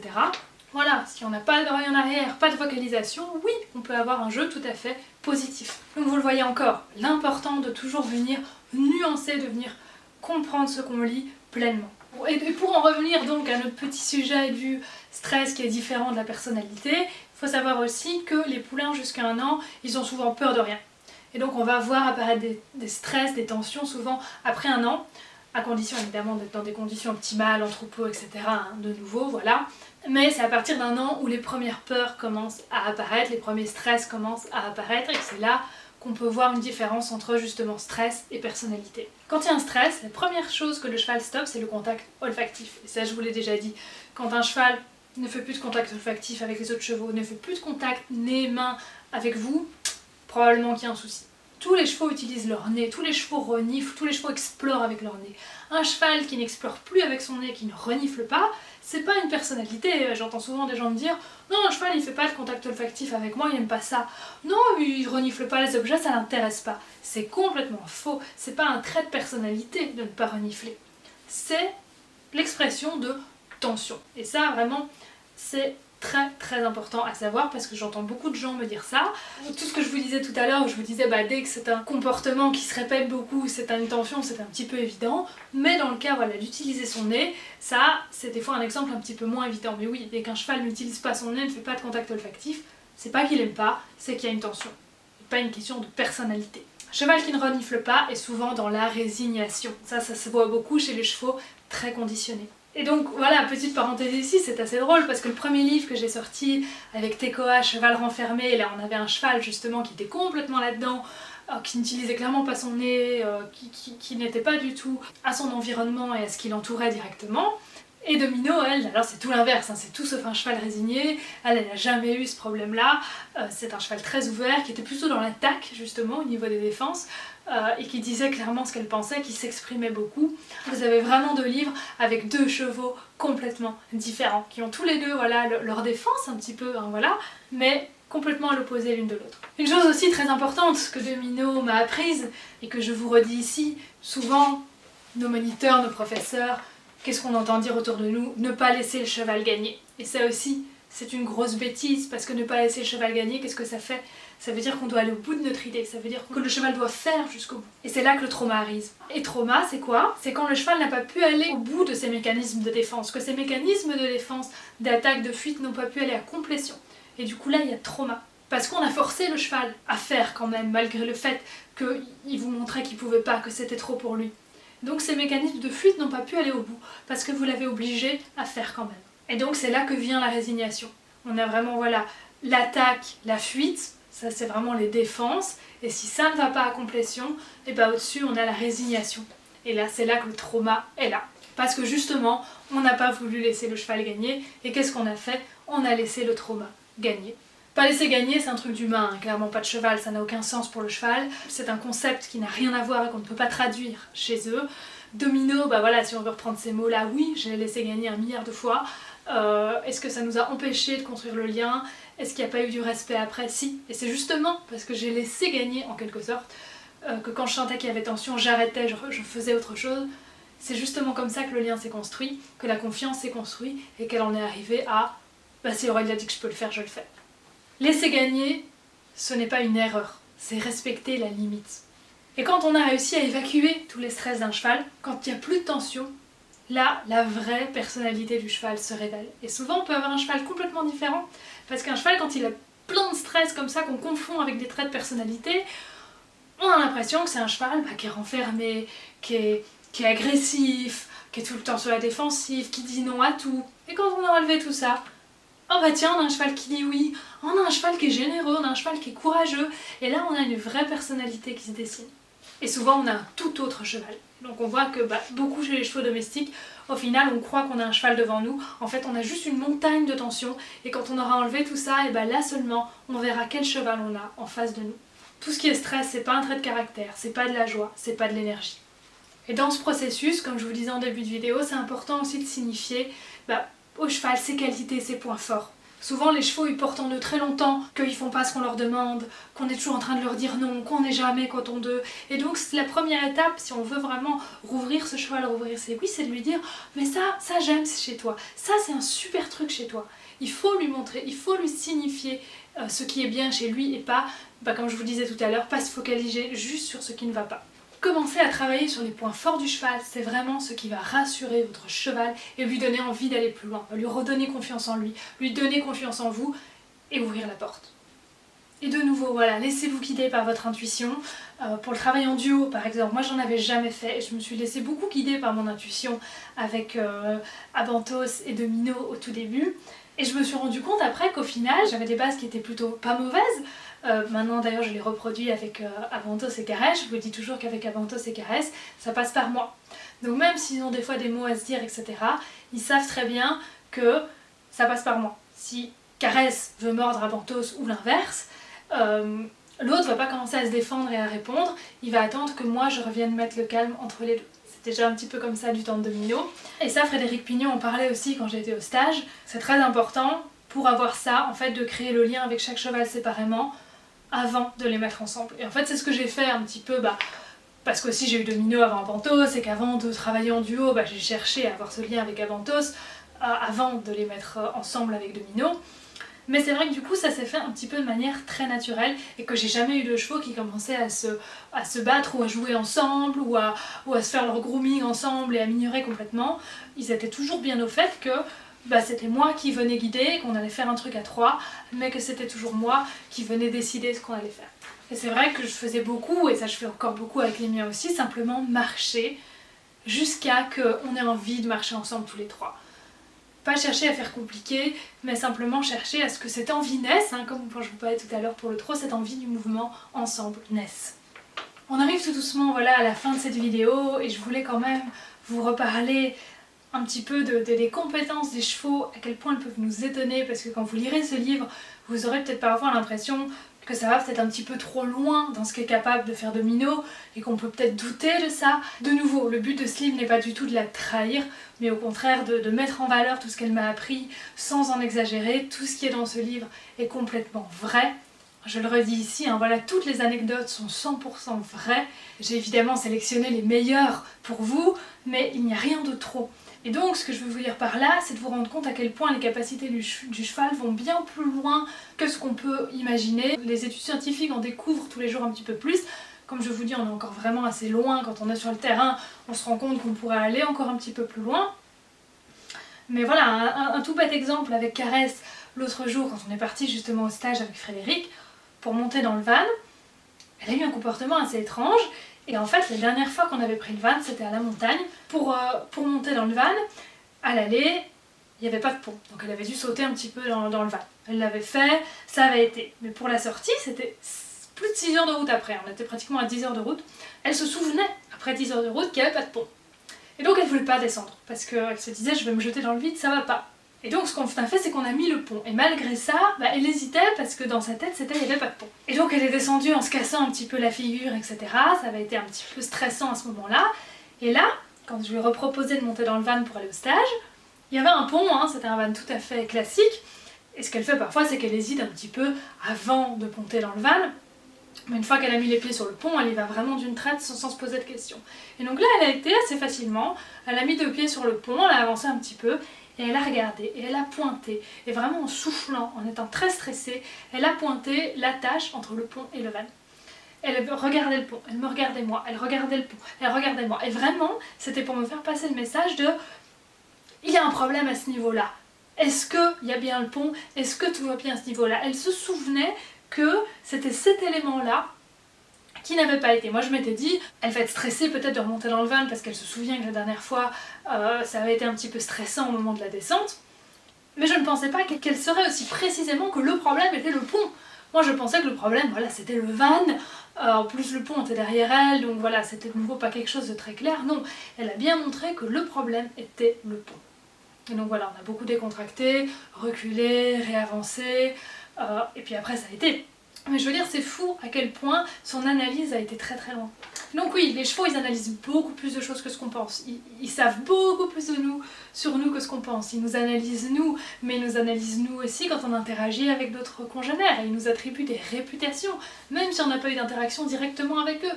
Ils nous observent avec les autres, ils voient comment on fait avec les autres, et ils en concluent des choses. Les chevaux sont aussi capables de s'entraider entre eux en cas de problème de comportement, ça je vous l'avais déjà dit également.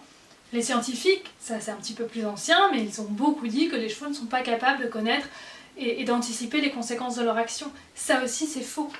Maintenant, on sait, voilà, les sciences ont un petit peu avancé, on sait qu'ils savent projeter ce que leur action va donner. Et ça, bah voilà, on le sait aussi quand on travaille en réécriture de la mémoire, on le sait que quand justement un comportement n'a pas pu aller à complétion, dans une même situation qui se reproduit, bah, le cerveau il va reprédire que le comportement ne va pas à complétion et donc panique. Et donc dans la réécriture de la mémoire, on fait en sorte que justement le cerveau reprédise un nouveau comportement, une nouvelle réponse, une nouvelle solution. Et donc c'est bien parce que il y a cette prédiction, ce fait que le cheval sache prédire que quand il se passe ça, quand je fais ça, et ben après ça a ça comme conséquence. C'est grâce à ça qu'on peut justement travailler en réécriture de la mémoire en amenant les comportements à complétion et parce que le cheval prédit que ok, quand je fais ça, il se passe ça ensuite. Et que quand une même situation de stress va se reproduire, eh ben on peut prédire un nouveau comportement. Et les chevaux sont tout à fait capables d'avoir cette réflexion, vraiment de réfléchir et de se dire ok, ils sont pas juste dans l'instant à 100%, ils peuvent aussi se dire maintenant je me pose, et c'est pour ça que c'est aussi important de leur laisser le temps de réfléchir, de leur laisser le temps de se poser, de laisser le temps à vos chevaux, parce que ça aussi c'est quelque chose, souvent les chevaux n'ont pas l'habitude qu'on leur laisse le temps, mais voilà, de revenir à ça, de leur laisser le temps de réfléchir, de se dire ok, maintenant si je réponds à mon humain ça, il va peut-être se passer ça, maintenant si je réponds ça, il va peut-être se passer ça. Les chevaux font ça en effet, et plus vous leur laissez le temps de processer, plus ils peuvent faire ce genre de prédiction. Et oui, les chevaux ont un cortex préfrontal, ça c'est ce que je vous ai déjà dit beaucoup dans mes vidéos, mais juste qu'il y a très peu de temps de ça, il y a encore un an ou deux, même pas, j'entendais beaucoup de gens qui disaient non, les chevaux n'ont pas de cortex préfrontal, et ce cortex préfrontal est justement lié à cette compétence de prédire justement des comportements, de prédire les conséquences des actions. Il faut savoir que même si le cheval n'avait pas de cortex préfrontal, ça ne veut pas dire qu'il ne serait pas capable de prédire des actions. Ce sont deux choses vraiment différentes. L'absence d'une zone dans le cerveau n'induit pas l'absence des compétences associées à cette zone. Donc ça c'est très important à noter. Donc même si entre deux espèces, ah bah telle zone manque par rapport à telle espèce, ça ne veut pas dire que les compétences associées à cette zone du cerveau ne peuvent pas exister quand même. Donc voilà, tout est beaucoup plus complexe de nouveau que ce qu'on pense et c'est pour ça que j'en profite aussi de cette vidéo pour vous dire un petit peu tout ça. Ce sont des choses où il n'y a pas forcément d'illustration, d'image à vous montrer. C'est pour ça que j'en profite de vous en parler un petit peu là, tant qu'on est face caméra, tous ensemble. Ce que la science nous dit aussi, c'est que des petites choses qui paraissent des petits détails peuvent vraiment influer soit sur les stress, soit sur la personnalité du cheval à long terme. Et donc ça c'est une étude de l'université de Rennes de 2017. Par exemple, un poulain que l'on doit guider pour aller prendre le lait de sa mère, pour aller prendre sa première tétée pour avoir le colostrum, si on doit le guider pour faire ça, qu'il n'y a pas de prise spontanée de la mamelle, il va y avoir un attachement moins sécure avec la mère, un poulain qui va se retirer beaucoup plus des autres liens sociaux avec les autres poulains, il va beaucoup moins jouer avec les autres et il y aura aussi plus d'agressivité envers les congénères et ce sur le long terme. Donc on voit qu'une petite action, même pas 10 minutes, quelques minutes, on aide le poulain à prendre sa première tétée. Alors bon, des fois on peut pas faire autrement, c'est une question de vie ou de mort, mais rien que ce petit acte peut changer après le comportement d'un cheval des années après. Et donc voilà, ça aussi c'est important d'avoir ça en tête, que des fois ça peut être juste un tout petit truc qui peut avoir beaucoup de conséquences. Pareil, le comportement de la mère avec son poulain, ça peut changer beaucoup de choses. Une mère qui est plus protectrice, qui va plus empêcher son poulain de s'éloigner, bah, ça va donner des chevaux qui auront moins de compétences sociales. Alors que les mères plus permissives, qui vont permettre vraiment au poulain de vivre sa vie, ça va donner des chevaux qui ont de meilleures compétences sociales, qui s'intègrent beaucoup mieux. Donc voilà, c'était la petite parenthèse ici, mais pour vous montrer à quel point que tout a de l'importance. Et qu'aussi, c'est important de se tenir au courant de tout ce qui sort un petit peu, de pas tout prendre non plus pour argent comptant. Vous voyez, la science, elle a dit pendant des années, il n'y a pas de cortex préfrontal. Maintenant, on dit que si, donc voilà, évitez toujours d'asséner des choses comme si c'était absolument des vérités absolues, d'observer aussi ce qu'on voit sur le terrain, un petit peu d'intuition, c'est important. Pareil, hein, un autre exemple que je vous avais donné il y a quelques temps aussi, parce qu'on a toujours dit qu'il fallait montrer chaque chose au cheval aux deux yeux, que c'était hyper important. Non, les deux chevaux, les deux yeux, même s'ils sont reliés à des hémisphères différents, avec un œil qui est un petit peu plus pour les choses négatives, l'autre un petit peu plus à des choses associées à des choses plus positives, ces deux yeux communiquent, parce que les deux hémisphères du cerveau communiquent, et donc il n'y a pas forcément besoin de montrer les choses à chaque œil, parce que les yeux communiquent. Donc voilà, tout des choses après qui sont rentrées dans le day-to-day, qui sont rentrées dans l'évidence, alors que pas forcément. Pareil, ne pas travailler son cheval dans son pré. Pourquoi ? Alors je suis d'accord, c'est pas toujours évident, avec le troupeau, avec l'herbe, voilà, c'est se mettre peut-être des bâtons dans les roues, mais en soi le cheval n'est pas territorial, donc c'est pas un problème de le travailler dans son endroit. Donc voilà, je vous disais tout à l'heure, laissez le temps à votre cheval de réfléchir, vous aussi, voilà, prenez le temps de réfléchir à tout ça. Et donc voilà, vous avez vu un petit peu un panel de quelques grands concepts, on a revu aussi quelques études scientifiques intéressantes, on a vu que c'était important d'avoir de la nuance, d'avoir un œil critique par rapport à tout ça. Je terminerai en vous disant que voilà, ce que je vous ai déjà dit également, un cheval c'est pas on appuie sur un bouton, il fait ça, on appuie sur un bouton, il fait ça, non. Et c'est pour ça que moi je ne vous apprends pas des exercices étape par étape et que vous n'avez aucune vidéo où je vous dis alors pour apprendre la jambette on fait ça, puis on fait ça, puis on fait ça. Non, parce que tout dépend d'un cheval à l'autre. C'est ce que Domino m'a appris parce qu'elle fonctionnait comme aucun autre cheval et c'est ce que j'ai vu après encore avec mes chevaux. Voilà, il n'y a pas une seule recette. Par contre, il y a des concepts, comme le concept du oui, savoir observer, savoir sécuriser l'espace, voilà, ça ce sont des choses importantes. Mais sinon, il n'y a aucune méthode universelle. Donc voilà, j'espère que cette vidéo vous a plu et que vous avez encore appris des choses avec nous. J'espère évidemment que vous serez tentés par mon livre et que vous me donnerez vos retours. Voilà, c'est très important pour moi aussi, me dire un petit peu ce que vous en pensez. Donc je vous attends en commentaire pour discuter de tout ça. Un petit pouce bleu, ça fait toujours plaisir. Et puis surtout, abonnez-vous. À bientôt. Merci.